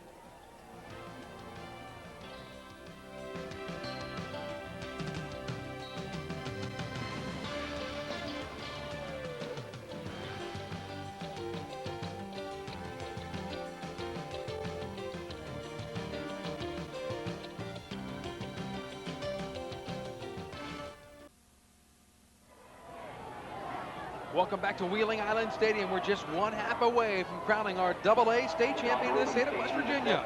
The Bluefield Beavers have a 21-7 lead over the Grafton Bearcats as Grafton gets set to kick it off to start the second half. Bluefield deferred in that first half to go on defense, so they'll get the football to start the second half. We're underway. Charlie Tynes from the 8. Across the 20 to the 25, room up the sideline. He's run out of bounds at the 31. Good field position to start for Tynes and the Beavers. Seth Kelly pushed him out of bounds for Grafton. First half stats, Grafton has run more plays, 30 to 28. The rushing stats favor Bluefield. They've rushed for over 100 yards, 69 of those being from Charlie Tynes, but the passing department, you've seen that Brian Gillespie has thrown for over 100 yards. He's 10 of 22 for 119 yards. As almost on his way to record-setting night. We'll talk about that later on. But the penalties has been the main thing in tonight's game. Or rather, turnovers have been the main thing. 4 for Grafton, which resulted in 3 touchdowns, and just 1 for Bluefield. And here's the ball carrier, Tynes, still fighting, still on his feet. Finally down at about the 31, gain of none, maybe 1 if he's lucky. Mike, we've talked all night about the quick, aggressive Bluefield defense, but let's give our hats off to Grafton. We see the linebacker there. They've just done an outstanding job from this second quarter on. They've come on strong and shut down this potent Beaver offense. There's the 4 turnovers we were talking about for Grafton. 3 interceptions and a fumble. 194 yards to 160 for the Beavers. With the football, 2nd and 9 on the 32. They pitch it to Amaker. The speedy sophomore breaks a tackle. He gets around the corner to the 45, 50, into Grafton territory about the 43-yard line, pushed out of bounds. Donald Amaker, the number 3, the big speedy sophomore, 165 pounds. He can run. Well, they've contained this young man pretty well all night, but we've seen right there his explosiveness, and you can't let Donald turn the corner or he'll show you that 100-meter sprinter speed that he possesses. Bluefield on a key possession comes right out and picking up chunks of yardage. Top of the screen goes Dwan Perry, number 18. They run big Sean Dews, and Dews is rumbling straight ahead. Tackled by Ben Grogg, 68, who rode Mr. Dews for about 5 yards there. Mike, we talked about that offensive line for Bluefield that's done a great job all season long, but on that play, the center, Seti Leggett, did a great job of straight-on drive blocking, controlled his man, and followed by Sean Dews. That's an impressive front line for the Beavers. 2nd and 4, opening drive of the 3rd quarter for the Bluefield Beavers. Double tights in there as Amaker is stopped in the backfield that time by Grogg. Big Ben Grogg, who's been moved around positions this season, makes a big play in the middle. Yeah, Ben was listed earlier in the program as number 15, so he's obviously very versatile. 6'2", 193-pound sophomore, and comes up with a big play there. Sets up a 3rd and 5 situation for Bluefield. So can the Beavers keep this opening drive going? Grafton would love to get a stop here and pick up right where they left off, dominating that 2nd quarter. It was the first half of quarters dominated by both teams. Here's DeCivio inside the 30, and the big man is rumbling inside the 25, down to the 24. First down, Beavers. Mike, we've talked about all the weapons that Bluefield possesses. Rick DeCivio normally lines up at the tight end position. Look at that fellow with a full head of steam, and that's a big 13-yard pickup for the Beavers. Puts them in business down around the 24-yard line of Grafton. Fred Simon runs the play in to Brandon Sarver, the senior quarterback. And now they put DeCivio back at tackle. He's at left tackle.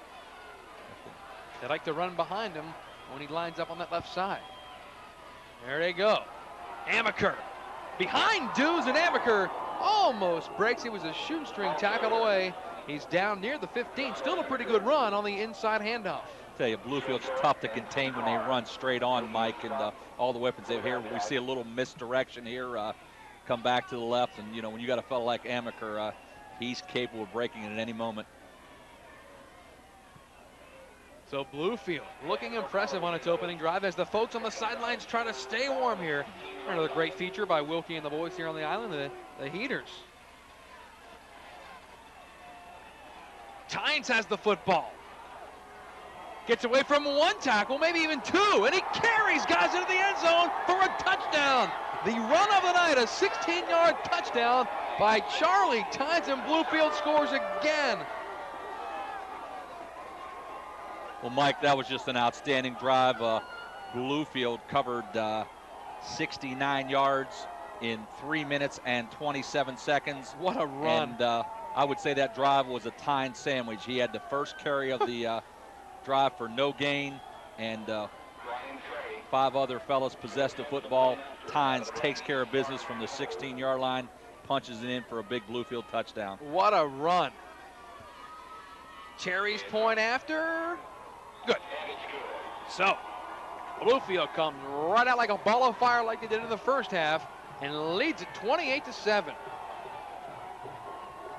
We knew it was going to be a key drive for both clubs. Fortunately for Grafton, Bluefield goes on a big, what was the total yardage on that drive?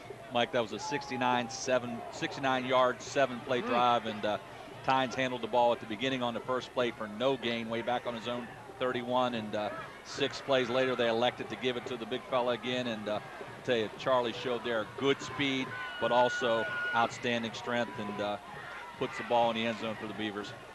Charlie Tynes, nearly 1,500 yards rushing on a staggering 283 carries coming into the game. He's up close to that 300 carry mark now. Of course, Mike, if you had a running back like that, why would you not give him the football? And he is also the leading receiver for the Beavers. I think he has something like 20 catches, over 300 yards on the season. So he's certainly a threat from anywhere on this football field. His 3rd touchdown of the night is his 31st of the season. State champions have big-time players like that at the end of the season. Of course, Tynes had 3 touchdowns last week in that big win over Weir High. 116 yards last week. Caught a sensational pass at the end to put the 28-7 point on the board. So he is certainly an outstanding talent, and fans at home are getting a chance to look at one of the premier performers in the state of West Virginia. 8:33 to play, 3rd quarter. Brian Terry on the run-up. A low kick that bounces down to Sapp at the 20-yard line. It goes out of bounds. Good job by Sapp to let that thing go. Sort of poor job by the official to get the flag out. Well, that was a wise decision by Sapp because the ball did go out of bounds. And Grafton's going to elect one of their options here. Obviously, Mike, they can take the ball at the 35-yard line, or they can elect to penalize and re-kick. And we'll see what Coach Skinner and his captains elect to do here. I think they'll take the penalty and start from about the 35. Yep, they will.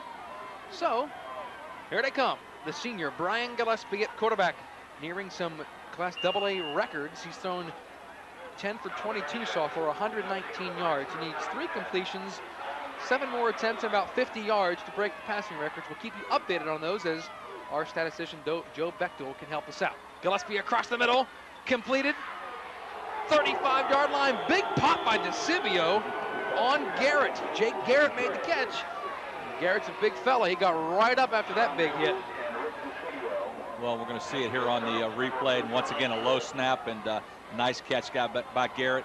Takes a big lick from DeCivio, but he bounces right back up. And Grafton's going to go out of the no-huddle offense here, Mike. Only got 3 yards, so it's 2nd and 7. Now Gillespie's rolling. Lofts it, and it's picked off at the 47-yard line. Brandon Sarver made another pick. That's the 5th Grafton turnover. Mike, I believe that's the 2nd interception by Sarver, and as we stated earlier, he usually doesn't play on the defensive side of the football, or at least doesn't start. But tonight, being a state championship game, Coach Simon elected to put him in that defensive lineup, and he's come up real big with 2 key interceptions. Are you seeing a trend here, Tom Bechtel? This half is starting a lot like the first half. Bluefield domination off of Grafton turnovers.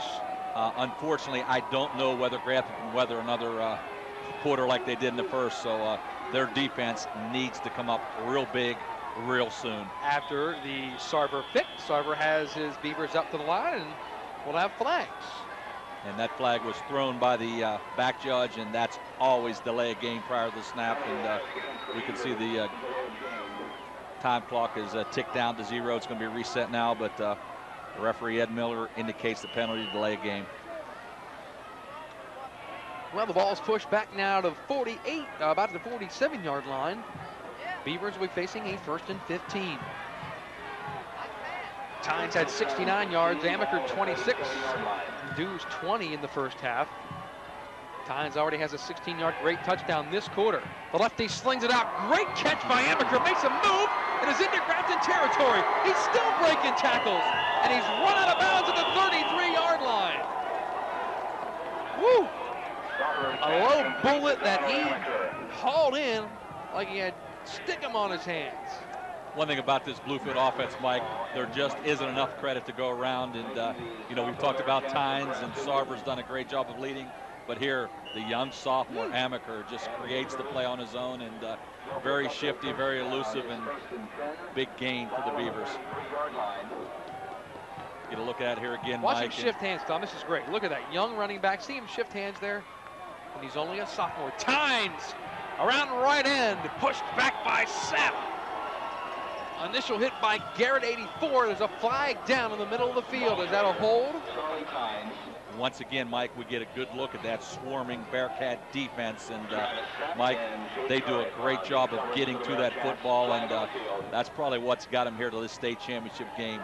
Great defensive effort. And no, it's not a hold. No, that's holding the face mask on the defense. Yeah, you're correct. It was a hold, Mike, on the face mask. And unfortunately, in the high school game, that is a 15-yard penalty and big mark off against the Bearcats. That's one penalty we talked about in the past that you would like to see changed to some, maybe a 5-yard like the pros do. Yeah, the college and the pros both go with the minor violation of the 5 yards when it's a college penalty too, like that? Yes, it is, Mike. And hopefully somewhere down the line, Mike Webb and those fellows on the National Rules Committee. Mike, of course, represents the state of West Virginia, does an outstanding job on the Rules Committee, and maybe he can make our recommendation. If he listens to my 2 cents worth, Mike. Not sure that he will. And here's Sarver to throw. The lefty has all kinds of time across the middle.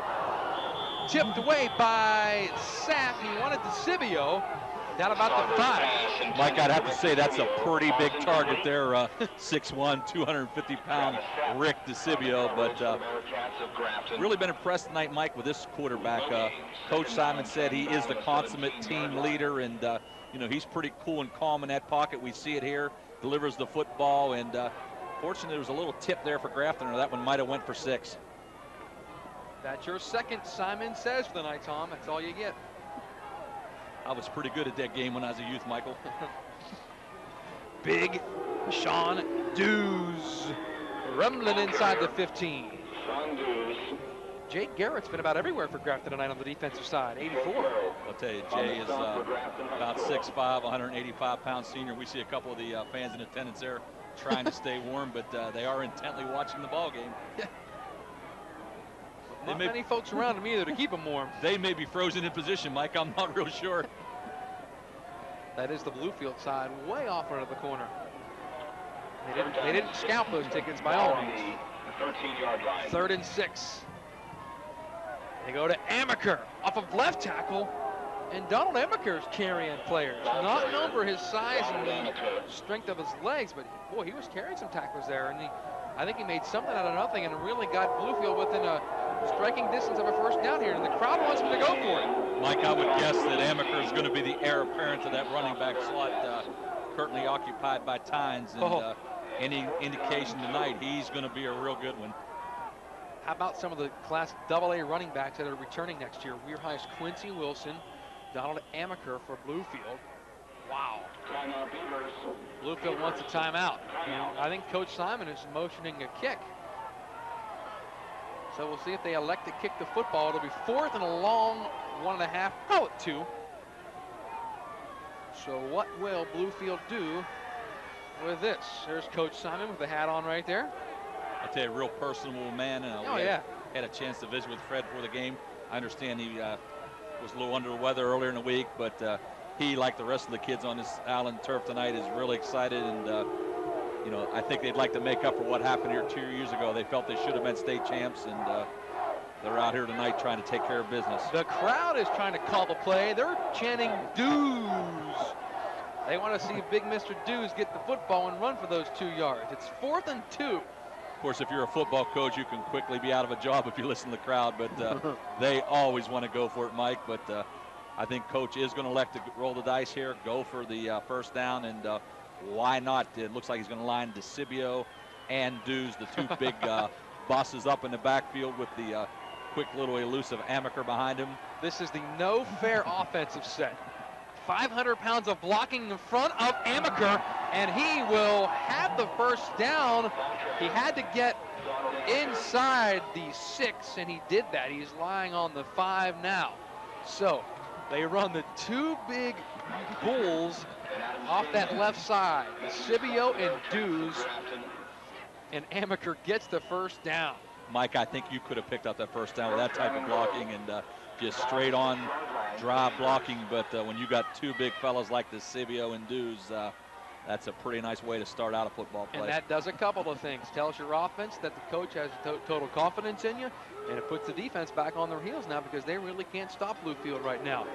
Dues! They're still fighting down there inside the 3. Well, I know one thing, Mike, there's no quit in this Bearcat defense, and they've found a way to win all season long, but right now, let's face it, their backs are against the wall. 5:20 ticking away on a running clock here in the 3rd quarter, and they cannot afford to get down 4 touchdowns with this potent Bluefield team. And great look there, one of our signs, Mike. Yeah, WTRF TV7, your official Super 6 football station. Proud to be it again, and we look forward to becoming that again in the years to come here in Wheeling. 2nd and goal, ball on the 3. Sean Dues is in the end zone. Touchdown, Bluefield. They gamble on 4th and 2, and it pays off just 2 plays later with Dues in the end zone. Well, Sean certainly can Dues, and they cap a 48-yard drive. That possession took 3 minutes and 5 seconds, Mike, and 8 plays, 6 of them on the ground. Bluefield picks up the 48 yards, and Dues makes it look awful easy. Sarver the holder for Brian Terry. Gets a good kicker. Point after is good. 35-7. Bluefield in total command of this one in the Class AA state final. We'll try to promise no more Dues lines or Simon Says lines, but folks from Bluefield are fired up. There's Sean Dues. And don't forget, this is just game 1 of our big Super 6 weekend on WTRF.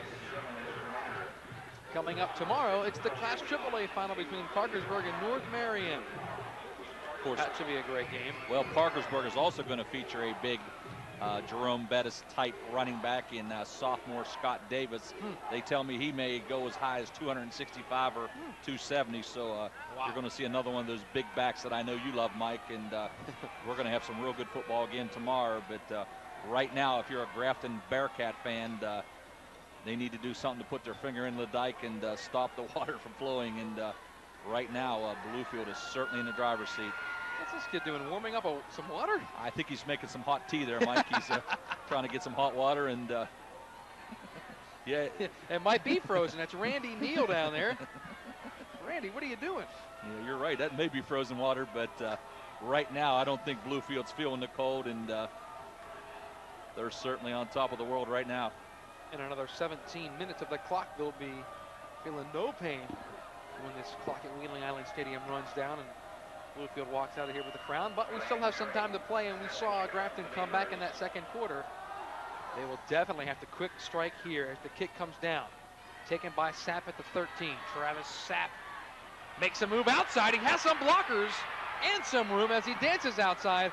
Runs right into the kicker, Brian Terry, and he's forced out of bounds at the 48, and that's what Grafton needed. Well, that certainly gives Grafton a little shot in the arm, but they need to move the ball down the field. They need to do it quickly and get into the end zone. And we'll take a look there at Travis Sapp. There's no quitting this young man, and he's got a little bit of the Allen turf there as a souvenir on his helmet. He takes some with him home to Grafton, West Virginia. So here they come back out of the shotgun. Gillespie pumps, and now he's forced out of there. Nowhere to throw it, and he throws it out of bounds. Flags fly. That'll be intentional grounding on the quarterback, Gillespie. That'll be loss of down, and boy, yeah, this is not starting like Coach Skinner wants it to start for Grafton. Yeah, unfortunately, that's going to be 5 yards and loss of down from the spot of the foul, and I thought Brian did a great job of trying to get the ball away. Unfortunately, there was not a receiver in the area. Well, Coach Skinner was wide open on the sidelines. So it'll be third down. Or second down, rather.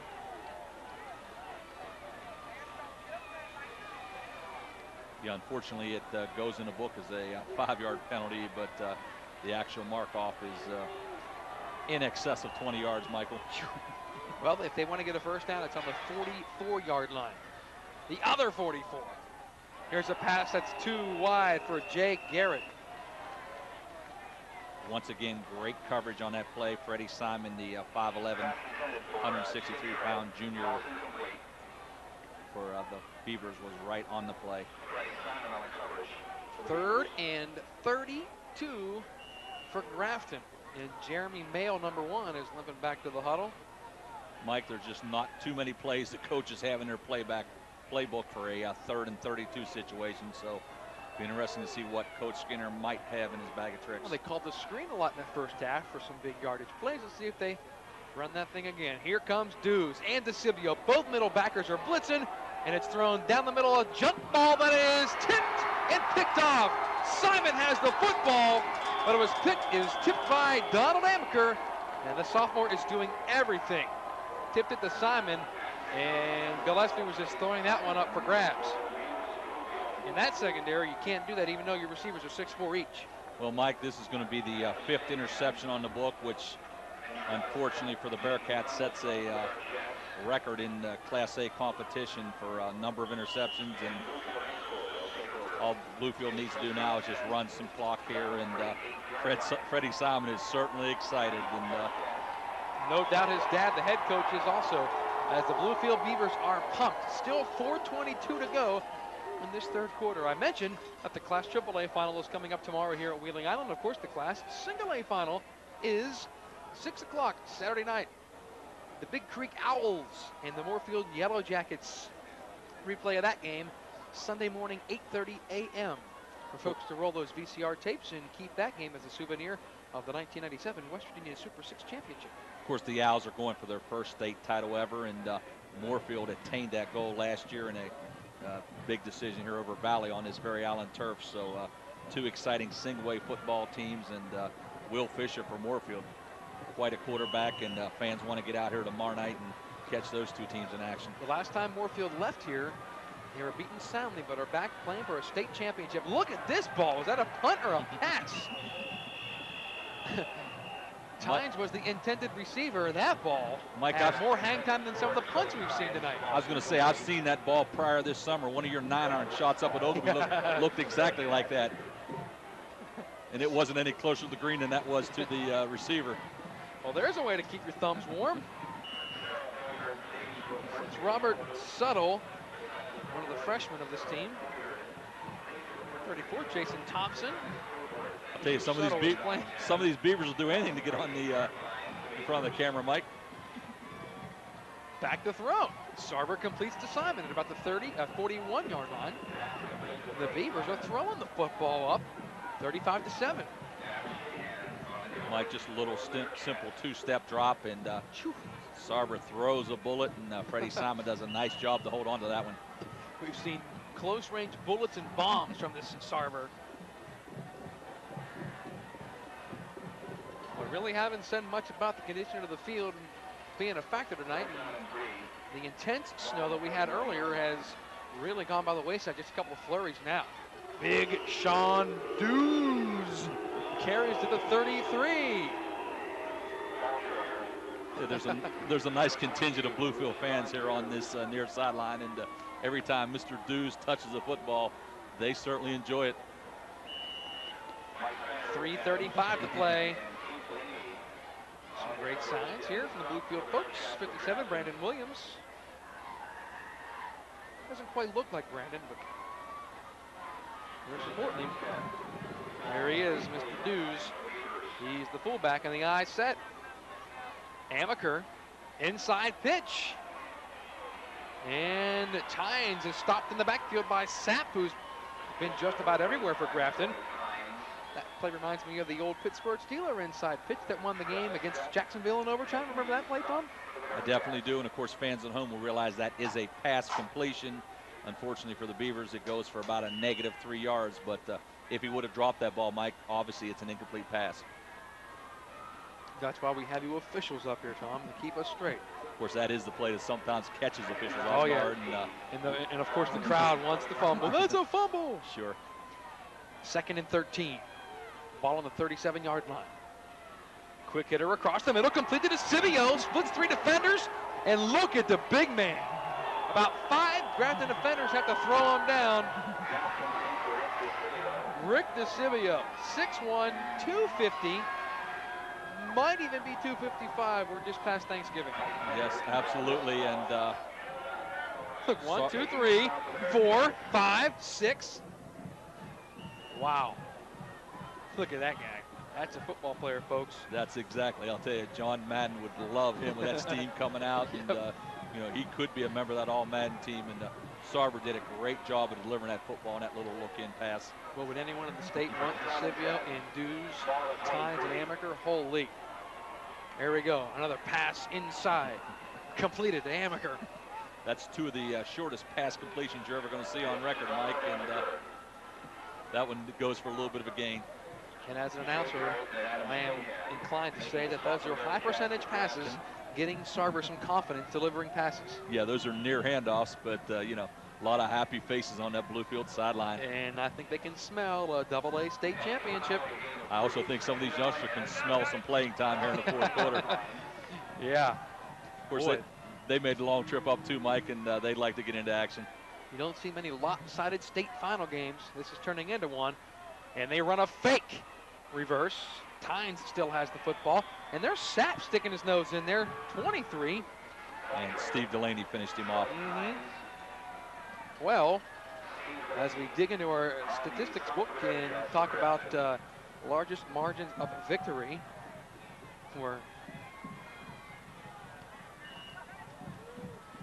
Mike, if my memory serves me correct, it's about 29 points, but we have a long list of records here, and that one's going to be tough to find.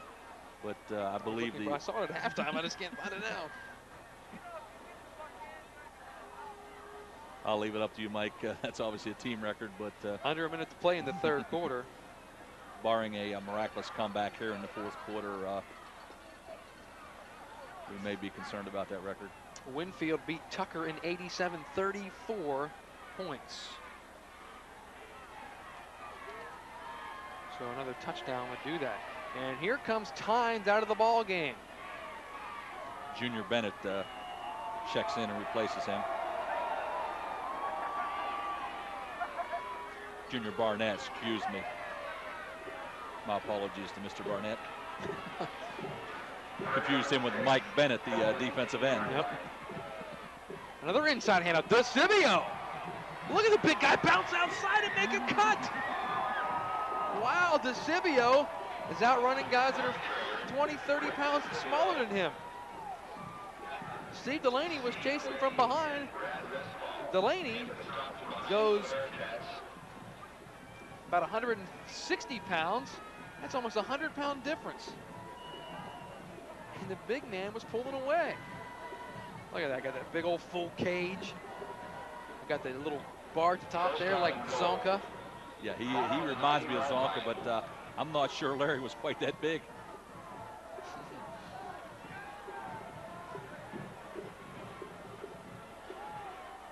Another touchdown would put Bluefield in big-time command. Across the middle, Scivio was the intended receiver. Broken up nicely on the play. It was Jake Garrett again, I think, 84. or Snyder inside? I think let's credit that one to Mike Snyder, number 35. Did a great job of blocking it up. The young sophomore had his hands on it, couldn't hold on. There was a flag on the play. I didn't see it initially, but it was a procedure penalty against Bluefield. Obviously, they're going to elect to take the penalty, back them up 5 yards, and force them a little bit further away from the goal line. Well, that's about the only thing that's backed Bluefield up in the first and third quarters of this thing. Second quarter was pretty much dominated by Grafton. I think, unfortunately, Bluefield's already starting to celebrate.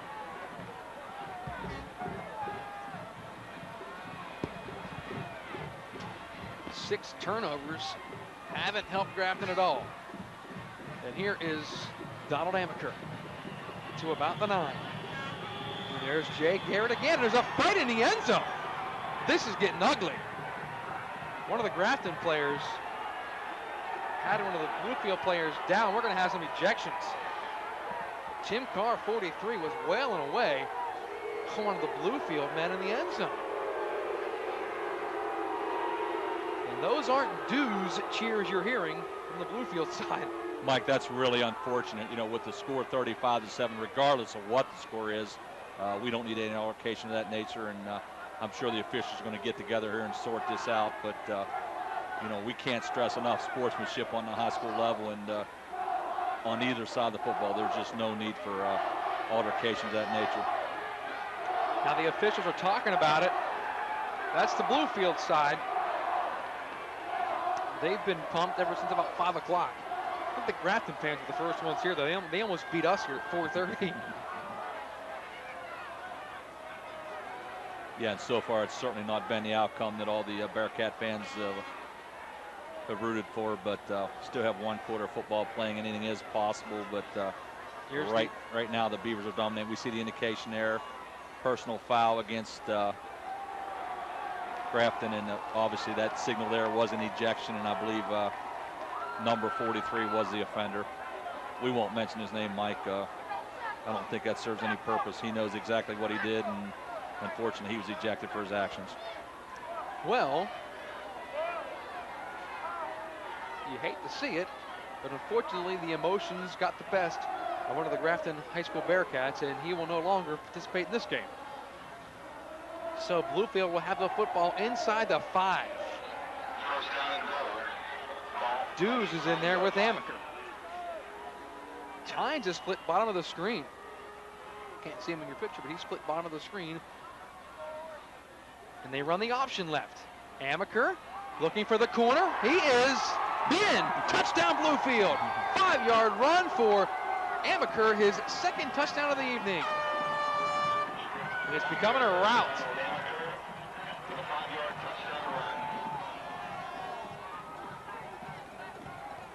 Well, we talked to Coach Simon prior to the game, and his comments were that this kid actually, Amaker, possessed some outstanding abilities, and we get a chance to look at it here. Does a great job of tiptoeing in the end zone. Big 6-pointer for the Beavers, and this Amaker is going to be something special, folks. Just a sophomore.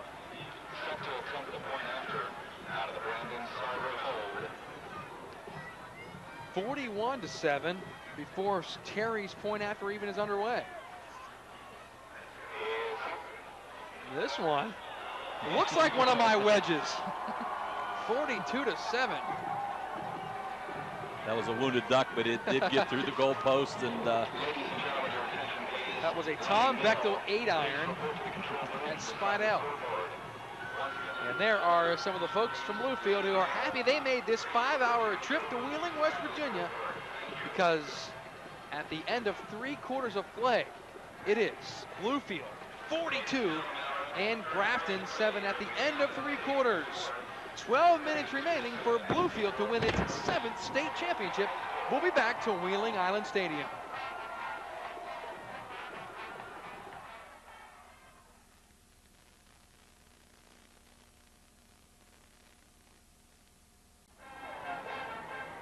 Welcome back to beautiful Wheeling Island Stadium, Wheeling, West Virginia. Mike Anthony and Tom Bechtel, 12 minutes away from Bluefield celebrating a state championship, although it's not over, 42-7.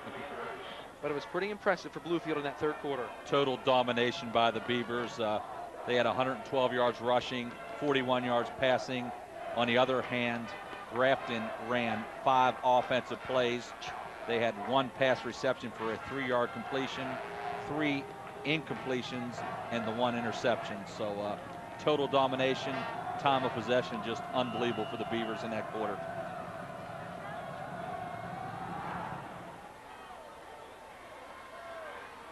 Shahan from inside his 10. Hit it to 21 and down he goes. So Grafton will start from about their 20, 21. What can the Bearcats do, Bear Bechtel? Well, obviously they're going to throw the football, and really now, Mike, it's just a matter of playing for pride. You know, they've had a great season, 13-0. That's, you know, they'll remember that down the road, but right now they're licking their wounds, and they just need to come out and get something going here. But I'm not sure in 12 minutes if they could put up 5 touchdowns on the board against this strong Bluefield defense. It's not out of the question as quickly as they score. Here's Gillespie back to throw. A quick out complete. He's got Mayo, and Mayo will be close to a first down at about the 31-yard line. He needed to make the 31, I think. Or, real close. He needed to make the 32, I think. Or 31 and a half. It'll be short no matter what. So we'll have a second and about a foot to play with here. Maybe the home run ball on second and a foot. Most importantly, he got out of bounds and stopped that clock, and you know, it's going to be a matter of time management. If they have any chance of getting back in this football game, they're going to have to manage the clock real well. Pretty nice when you have Tynes that can sit back at free safety and just play play center field as DeCibio comes in with a big rush and drops Gillespie. It's a matter of time before DeCibio started wearing guys down. That's what Coach Simon told us. He just wears on you. Watch him break to the line, Tom. Of course, Coach Simon is the defensive coordinator, and you know, they can just pin back their ears and go after him. When you got a fellow like DeCibio in that middle, why not let him go after the quarterback? He's a big youngster, like you like to say, Tom. Absolutely. Boy, Brad Westfall hasn't really been a factor. A brilliant receiver for Grafton. Let's see if he has a couple of big plays left in him. Look at Dews! How do you do? Back to the 5-yard line. Just two-handed shove to Gillespie, and he'll get credit for a sack. That's a great cross check. He must have picked that up at the Naylor game on Thursday night. Yeah, Mike, I'd have to describe that as a two-hand shiver, and it looked like a bowling ball going in and knocking down the 10-pin, and unfortunately Gillespie was a recipient of that hit. Sets up a 4th down and 24 from their own 8-yard line. And he got the free shot at the end there with the momentum, and that made it feel pretty good for Mr. Gillespie, although he's up and in his end zone punting. Grafton shifting around. Got to have a good snap here. High, good snap, short kick. Gets a good bounce though. 37-yard line, Bluefield will start again. And will we see some fresh faces? Not quite yet. There's Mr. Dews, he's coming back out. Tynes is still in there. It's their very last game in Bluefield uniforms. They were on the team that lost here 2 years ago. And what a way to end your senior season. Cap it all off. I'm sure there were many tears shed on that bus ride back to Bluefield 2 years ago. They're going to be celebrating tonight in Wheeling, West Virginia.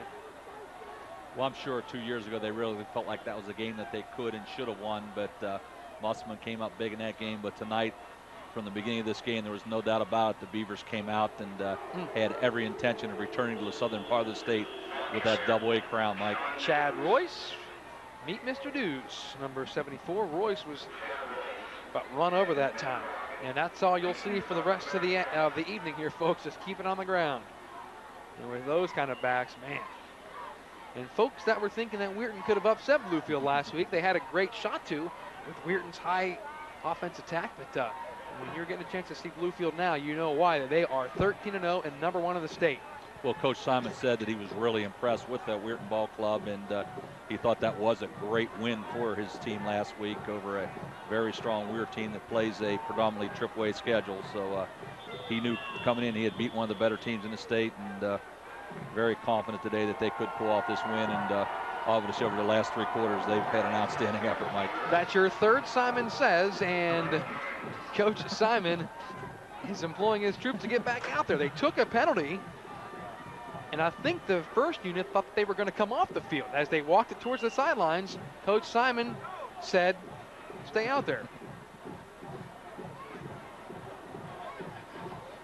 But now some fresh troops will come in. It was set the stage for the crowd night here in Wheeling Island. One last one, Mike. Coach Simon says game's over. We promise that's our last one. 9:26 to play in this 4th quarter. We can only hope, Mike. Look at Sarber. He's just walking around like ho-hum, another state championship. Of course, his father, Pete, led the Beavers to a 1967 AAA state championship, so kind of flows in those bloodlines, Mike. This will be the Bluefield Beavers' first state championship in Class AA. They lead the state with 6 state championships, all in AA, or AAA rather, all in AAA. This is their first in AA, so congratulations. Like we said, these 2 teams do have a lot of state championships under their belts. Unfortunately, you can see who the best team was tonight. One thing Coach Simon insisted upon in the pregame was give some recognition to those assistant coaches, Mike. He said Randy Barnett, Kevin Caldwell, Brian Johnson, Kenny Pruitt, Bruce Sizemore, and Tony Webster have just done an outstanding job all season long and throughout their careers. And he said, they have played an integral part in this state championship that it's obvious Bluefield's going to attain here this evening. Still waiting for the ball to be put back in play. Of course, folks that aren't familiar with some radio and television work, when TV and radio are away at breaks, there's a man on the field that holds the officials so that TV radio can come back. That's exactly what they were doing right there. New quarterback in the football game for the Bluefield Beavers, Fred Simon, the junior son of Coach Freddie Simon. And the pitch is to number 23, Junior Barnett, and Junior is met rather rudely by the left side of that defensive line for the Grafton Bearcats. Shahan initially in there, along with Ben Grogg, 68, and Mike Snyder, number 35, who has been everywhere on the field. Just a sophomore middle linebacker for Grafton. Another underclassman that has shined tonight. Mike, we're getting some fresh faces checking in there, and just about an entire new lineup. We'll try to get some of those numbers as they check in. Tremaine Bennett, a 5'9" sophomore, is checked in at the running back position, number 31. And there he is. He loses the football in the backfield, and he's quickly swarmed under. That first team Grafton defense still coming at you. The last 3 that I mentioned were in there on that again. Yeah, Simon, 35 Snyder. Tremaine Bennett, a 5'9" sophomore. Looks like one of those Donald Amaker types. Tall, rangy youngster with good speed. Some other youngsters in there. Clay Bailey, a running back, number 30, is checked in, along with number 20, Jody Simon, a 5'7" senior for the Beavers. So, in number 30, Matt Motes, a sophomore returner, will be coming in to receive the punt. Tynes runs back on. I think they were short a player. And now there is so much confusion that there's a delay of game penalty. Well, they finally did get 11 players on the field, and they're going to take another delay penalty. Not their first of the inning, but at the 8:34 mark, it's not really a factor, Mike. Well, we have some records being broken tonight. Biggest winning margin if it stays like this.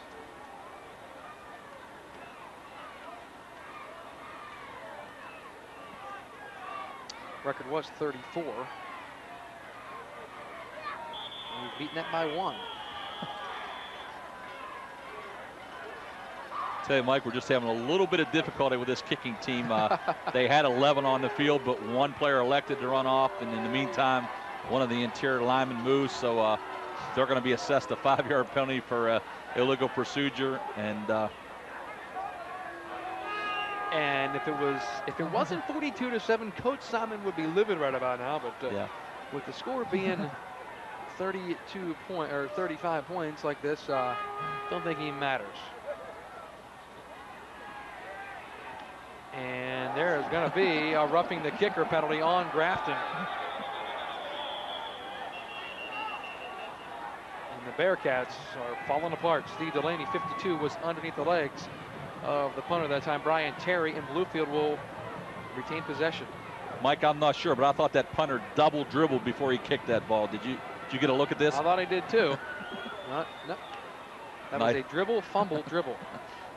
Nice job by Brian Terry getting that kick off, and obviously he's roughed on the play, and that'll be a 15-yard penalty, automatic first down. Terry's a little roughed up there too, agonizing a little bit. He got hit there, and that's real vulnerable when a kicker's up like that. And although that wasn't a bad rougher, I've seen some worse bombs and hitting the punter or kicker, but that wasn't too bad. And I think that Terry was shaken up a little bit, but I'm sure he'll shake that off. And when the clock runs down on 8 minutes, he'll be very excited. Here come the Bluefield Beavers with the football and a fresh crew in there. Simon, the quarterback, a full house set. Simon has the football. Tucks it up. Gets down to the 35. Freddie Simon, the junior quarterback. Son of head coach Fred Simon. Mike, the Beavers still do have some of their starting offensive linemen in there, but now we see some subs running on the field. Mike Williams, a sophomore guard, checks in for the Beavers, along with Chris Madison, a senior tight end.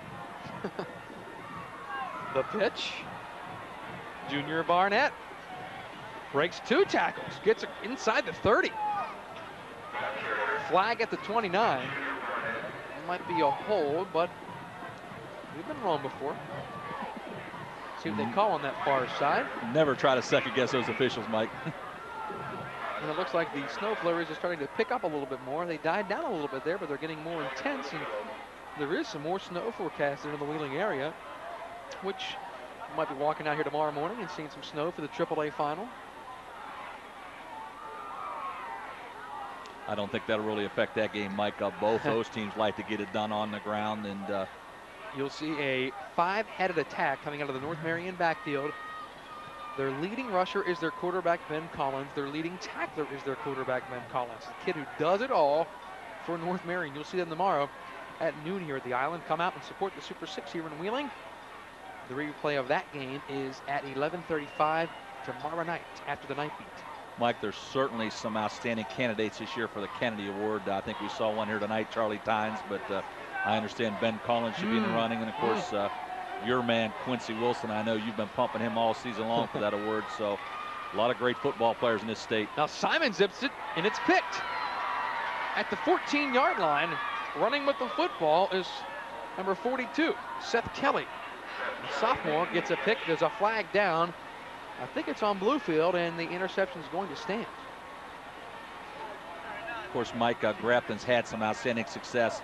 This is back-to-back undefeated regular seasons they've had, and they've shown a lot of outstanding sophomores here this evening. So even though they're down and apparently out this evening, they may be back in action here in another year or two with all these fine sophomores. And sort of surprised they were throwing the football there, but we'll take the pick. The penalty is on Bluefield for Grafton football. Of course, the Bearcats have had some early exits in the playoffs the last couple of years. Their 3rd straight year in the playoffs. Made it all the way to the finals this year by knocking off some good teams, mainly that scrappy Magnolia bunch last week. And we haven't really talked about that play much, but that's a play that Coach Caesar would love to see over and over. And I know he sees it over and over in his sleep from Magnolia. The infamous play that was almost stopped at the 2-yard line, and Travis Sapp pitched that thing back to the quarterback Gillespie, who scored the winning touchdown against Magnolia, and that actually happened a couple of weeks prior to that too. Yeah, that real heady play by Travis Sapp, lateral back to Gillespie, and had a chance to witness that in person, Mike, and that was one of the most fortunate plays I've ever seen, and real heady play by them. Let's talk a little bit about the Grafton assistants, Mike. I know they're down, but Coach Skinner was really high on some of his assistants that have been with him for a long, long time. He's been a 20-year head coach, and he said Rich Board, who coaches the kickers and the scout offense, has been with him for 16 years and just been an integral part of that program, along with Bob Wood and Tyler Cox, who were both former players. Of course, Tyler was on that 1984 state championship team, and a couple volunteer assistants, and Jay Simmons and Steve Harlow, and he couldn't just say enough superlatives about those guys. And Grafton has had a playoff tradition unfortunately, they've come up real short here tonight. First time that they've ventured to the finals and going to come up empty. And Fred Simon had nothing but good things to say about his assistants. And I asked Coach Simon what he officially coached, and he said, a little bit of everything. I'm not the official coordinator, but I'm the overseer of everything that goes on. So you take it for whatever that means. Across the middle, the pass is incomplete, intended for Jay Garrett again. And was that Gillespie still in at quarterback? Yep, that's Gillespie still in there. I thought it was a different number for a second there, but Gillespie still in that shotgun, still heaving him. More pressure. That's been the story of the night. Well, I'll tell you, Brian's been under heavy pressure all night long, but they're going to have to drag him off this field fighting Mike, because he is a true competitor. And despite the fact it's 42-7, and obviously Bluefield's over on the other sideline celebrating. And George Cook showing his artwork. Ball is loose, and Gillespie is back on top of it, and boy, hard to find something right for Grafton this evening, although the second quarter was a bright spot. And Gillespie thrown for over 100 yards in that first half.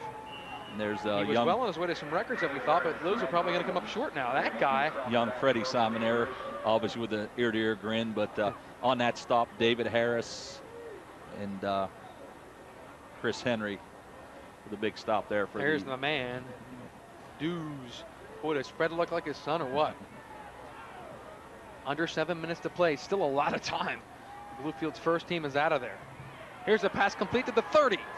Hauled in by Jay Garrett, running to about the 35. Big hit.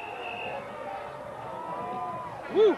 David Harris, he's only a freshman, number 44, 5'11", 194, nice size freshman. You're not kidding. Put a lick, and he was assisted by DeJuan Perry, number 18, I believe. Look out. Here comes David Harris, 44. Boom, right there. Big lick.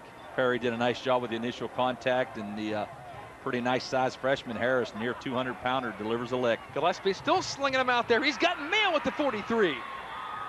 He's pushed out of bounds close to midfield, and the flag comes in. I think that's going to be either a face mask or a late hit out of bounds, because it was thrown right at the tackle at midfield. Of course, Jeremy's been suffering from a knee injury of late, and was really missed sorely in that last game, but he's an outstanding performer, and unfortunately he's been held back a little bit this year by that left knee injury. We're going to see the mark off and the indication here by the referee.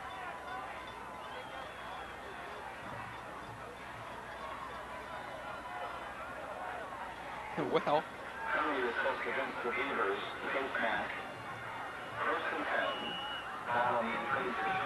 there was a face match, so as Bluefield hurries a player off the field, didn't get there. Ball was carried to about the 30. Bluefield will be assessed too many men on the field as big number 78, Chris Henry, 300-pound senior, was trying to get off the field, and the big guy just couldn't get there. There's Coach Skinner. I think it's about time to take off the headset, he says. And hand it over for another season. Of course, Grafton, back-to-back great years. But a near state championship. Tonight, they just never had it. 3 quick turnovers in that first quarter led to 3 quick touchdowns by Bluefield, and could have gotten a roll of stamps and mailed it in right then, but they fought back in that second quarter. I'm going to give it a little bit of credit there. Well, Mike, they didn't get here, without a lot of determination, and all season long they've been fighters, and they've hung in there, and you get a look at it there. Somebody's already printed up a Bluefield. Wow. Well, they're state champs. I believe that's the shirt that says state championship, Mike, but as you can see there, they certainly have earned that title here this evening. That's a state champs. I was just looking at it. That was all right? Boy, it's like the big time. They have stuff. What, they got a printer in the car or something? I guess. Or did they have an idea that they were going to win? That's some confidence from the Bluefield fans. I hope he didn't print too many of those. Well, Mike, they could sell them all right here this evening at this point in time. That's an old Sam Andy from Wheeling Park trick. We only kid our good buddy Coach Andy from Wheeling Park. Well, there's 6:23 to go in the fourth quarter here at Wheeling Island Stadium. We thank you for listening in and watching it. WTRF News Channel 7 out of Wheeling. There's happy folks. Charlie Tynes, 45 on that Bluefield bench. There's Amaker, number 3. That kid's going to be something else. Just a sophomore. Charlie Tynes, 3 touchdowns tonight. Amaker with 2. And Dews has a touchdown. And this is becoming an extended timeout, Tom. Don't forget, this is just game 1 of our big championship weekend on Channel 7. Tomorrow it's the big AAA final between North Marion and Parkersburg, and then the single A clash is at 6 o'clock between Big Creek and Moorfield. There's a newly remodeled, renovated Wheeling Island Stadium. Those are the VIPs sitting up there. There's someone waving. Of course, they're watching this game live on TV as we speak. There's the folks on the Bluefield side. That crowd is just waiting to erupt here with 6:23 to go. And I think some of the folks have headed back to Grafton on that far side. It was packed earlier. Now it's getting a little thin as Gillespie is running for his life. Still showing good speed, but he'll be dropped for a huge loss. Sandwiched between 32 John Burnley and 71 Craig Bauer. And that's basically been the story of the evening, Mike. Brian Gillespie has been forced to run for his life. He's been under heavy pressure, and now he's coming out of there. Gillespie, number 11, is leaving the field in favor of a new quarterback. So Coach Skinner gets Jeff Lambert, a 6-foot sophomore, into the game. Probably going to be the starting quarterback next season for these Bearcats, the heir apparent to Gillespie, who will graduate with great numbers passing. What was it, nearly 5,000 for his career? I believe he did throw over 5,000, and a lot of fresh jerseys in that Bearcat lineup. Here's a handoff to Matt Moats, who's up near the 35-yard line. That's a nice run by the sophomore Moats. 5'7", 150 pounds. This looks a little light for him, but some fresh jerseys in that lineup. Jonathan Marshall was checked in for the Bearcats. Little fella, 5'10", 129-pound sophomore. Charlie Tynes, 3 touchdowns. Amaker 2, and Big Sean Dews the other touchdown.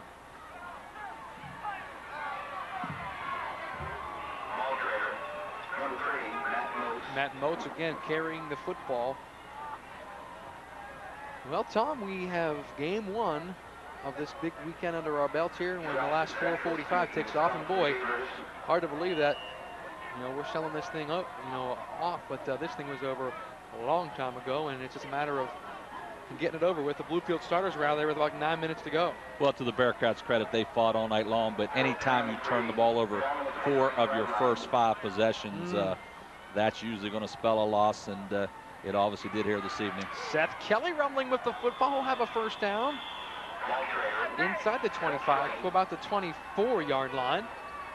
So, in this JV tussle late in the game, the Bearcats move the football.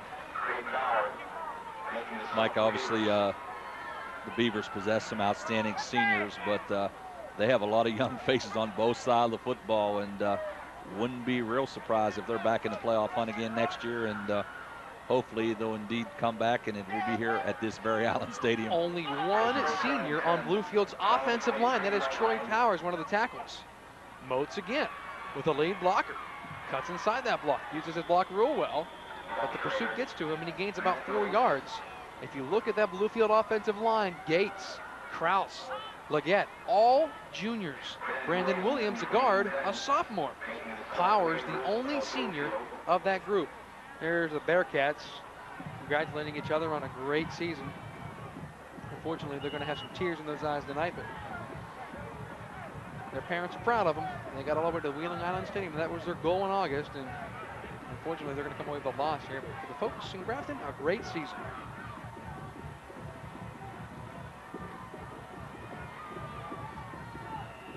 Ball carrier again is Kelly. Gets a couple of yards.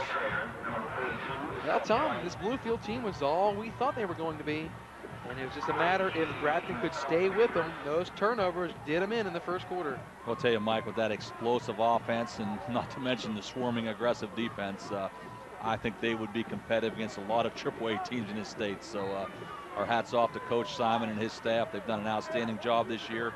they're going to be the only team in the state of West Virginia to finish with an unblemished record, 14-0, and you can't do any better than that, Mike. Here's the ball carrier, Matt Moats again. He'll be real close to another first down. It's not like we're going to start comparing this team to the 72 Dolphins, but they had a great season. Holy, look at this guy in attendance. Yeah, there's a big fan right there, Michael. In terms of being a big football liker, right? Oh, exactly, exactly. Bob McNabb from WTRF. Shooting the breeze with Jerry Case on the sidelines. I tell you, my hats go off to Bob, Mike. I've been trying to get one of those Channel 7 jackets for 3 years now from you, and Mr. McNabb came through today, and I want to say thanks. Yeah, Grant Fletcher had something to do with that too, so you better thank Grant. All too. right, well, definitely. Grant's one of my main men. Under 3 minutes to play, and here's a nice run inside the 10, and it's still not down. Seth Kelly bounced off tackles, got down to about the 2. I think it'll be another first down. It'll set up a 1st and goal. As Bill Flanagan along the top of the field makes the spot up there, one of the local chain crew guys.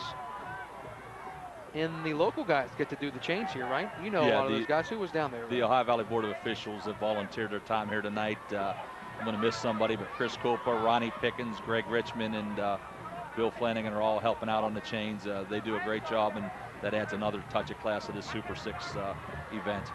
1st and goal. Moats dives. He's in. Touchdown Grafton with 2 minutes to go in the game. So Mr. Moats gets his name in the record books as scoring a touchdown in the state final. Matt Moats, a 5'7" sophomore, scores Mike, 2 yards out. To the credit of the Grafton fans, a lot of them have stuck around, and they cheered for Mike on that touchdown, and the Bearcats are going to fight to the very end. They didn't want to get on the record books as being the team that lost by the widest margin. And that might do it there. They're going to go for 2. Under center is Jeff Lambert. Quick hitter across the middle, a little too far for his tight end. And the pass goes as an incomplete. So 42-13. Mike, that was a freshman, number 85, Jeremy Raynew, that just couldn't quite reach out and catch that one. He's a 5'11", 195-pound freshman for the Bearcats. It's a big freshman. There's Coach Skinner. Congratulations, Coach. He had a great year, but as you see here, the ball was incomplete. Across the middle. Mike, one thing this week, we had a chance to talk to all 6 of these Super 6 coaches, and they're all great guys, very cooperative, and tell you, Mike Skinner has been at it a long time, 20 years, certainly a class act, and I know he's going to go home. It's going to be a long drive back to Grafton this evening, but nothing to be ashamed of. They've put together back-to-back outstanding years, and unfortunately, only one team can be state champs. And they just got Fred Simon with the water. And look at Dews and Tynes carrying him. Don't hurt him, guys. Sad part is he's going to be a popsicle in about 10 seconds, Mike. And I know Freddie was sick earlier in the week, so he might be wise to run into the locker room. And man, I think Freddie might be a little worse for the wear after that dunking, Mike. Knowing Fred, he thought he should have been more aware of that coming. There's some confetti being thrown from the stands.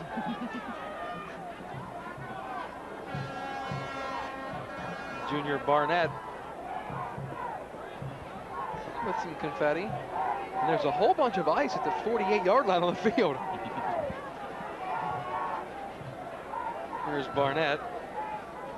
The cheerleaders helping it out. Mr. Barnett there. That confetti down the back doesn't really feel too good at this time. So take your pads off. But please not your shirt. This is a family show. Thank you. 2:10 to go in the game in the 4th quarter of the Class AA State Final at Wheeling Island. Thanks for watching tonight. Mike Anthony and Tom Bechtel. And the kick is a boomer. That comes down to the 14-yard line. breakaway up to the 40-yard line. That's Brando Hurt, 5'11" senior who's seeing some time here. And Brando gets it across the 40. So with 2 minutes to play, this fourth quarter just keeps getting longer and longer, it seems like. It seemed like a turning, Mike, but it's a great opportunity for some of these youngsters to get a chance to show their wares on the Allen turf. And these are memories of a lifetime, Mike. State championship game. I'm sure they'll all tell their grandchildren that they played an integral part in winning the state title for the Beavers. 1st and 10 with some more fresh faces in there. And here's the ball carrier, number 31, Jermaine Bennett, into Bearcat territory to about the 48-yard line. Some really small individuals in the game tonight, Tom, at this point, and those are about all freshmen. There's Jody Simon, number 20. And there's Fred with a soaking toboggan and a wet pullover. Although those pullovers are very nice. I saw those earlier. They're probably waterproof. Freshman quarterbacks checked in for the Beavers, Jared Sutton, and he hands off to David Harris. So Harris breaking it off left tackle around the end. Well, this David Harris has looked good, Tom. Just a freshman.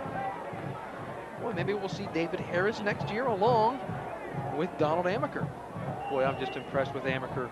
5'9", 165-pound speedster, just a sophomore, number 3. He has 2 touchdowns, and he's made some big runs to set up touchdowns.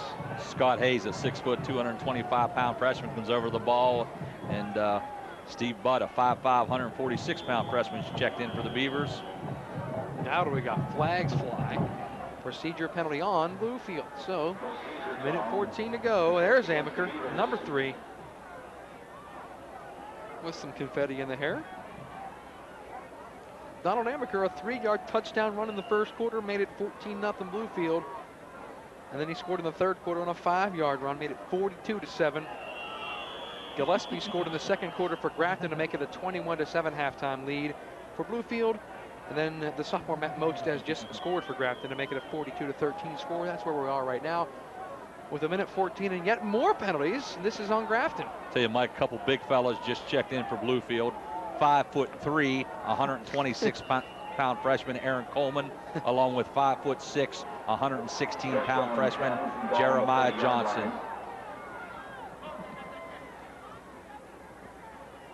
Jared Sutton pitches the football. It's fumbled. Brando Hurt is way back. Brando is finally tackled at about the 40. And look at the Bluefield sideline. They are celebrating. And some of the youngsters from Grafton put a hurting on Hurt. Luke Bolliard in on a tackle. He's assisted by Jeremy Renew and amongst others. Number 2, Randy Neal is checked in for the Beavers. 5'3", 113-pound solid muscle. I'll tell you, they're pulling out all the stops now, Mike.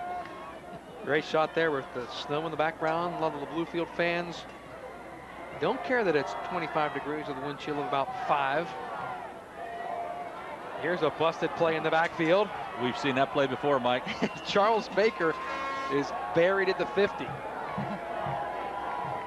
Number 15, Charles Baker, could not handle that toss, and mercifully, I believe that'll probably be the last play of the game, Mike.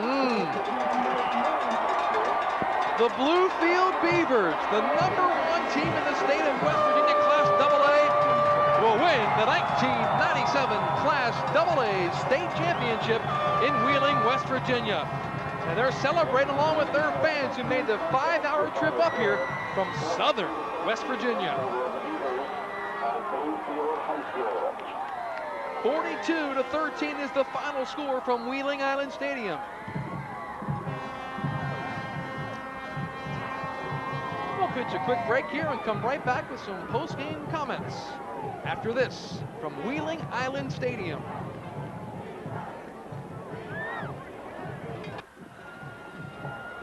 Welcome back to Wheeling Island Stadium. The Bluefield Beavers have won the Class AA State Championship 42-13 over the number 2 ranked Grafton Bearcats. Mike Anthony and Tom Bechtel with a couple of post-game remarks.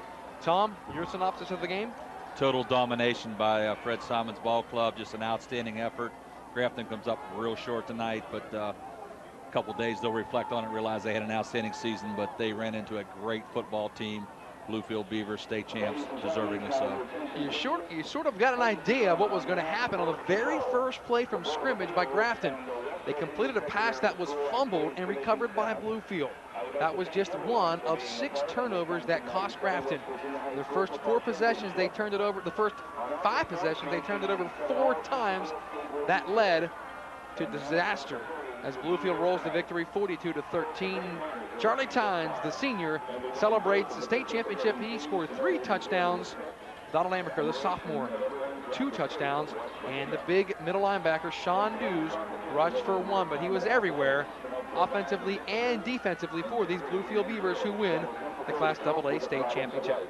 So for the whole crew here at WTRF, we invite you to stick around for tomorrow's AAA final between Parkersburg and North Marion. And then on Sunday morning, it's the replay of the Class Single A final between Moorfield and Big Creek here at beautiful Wheeling Island Stadium.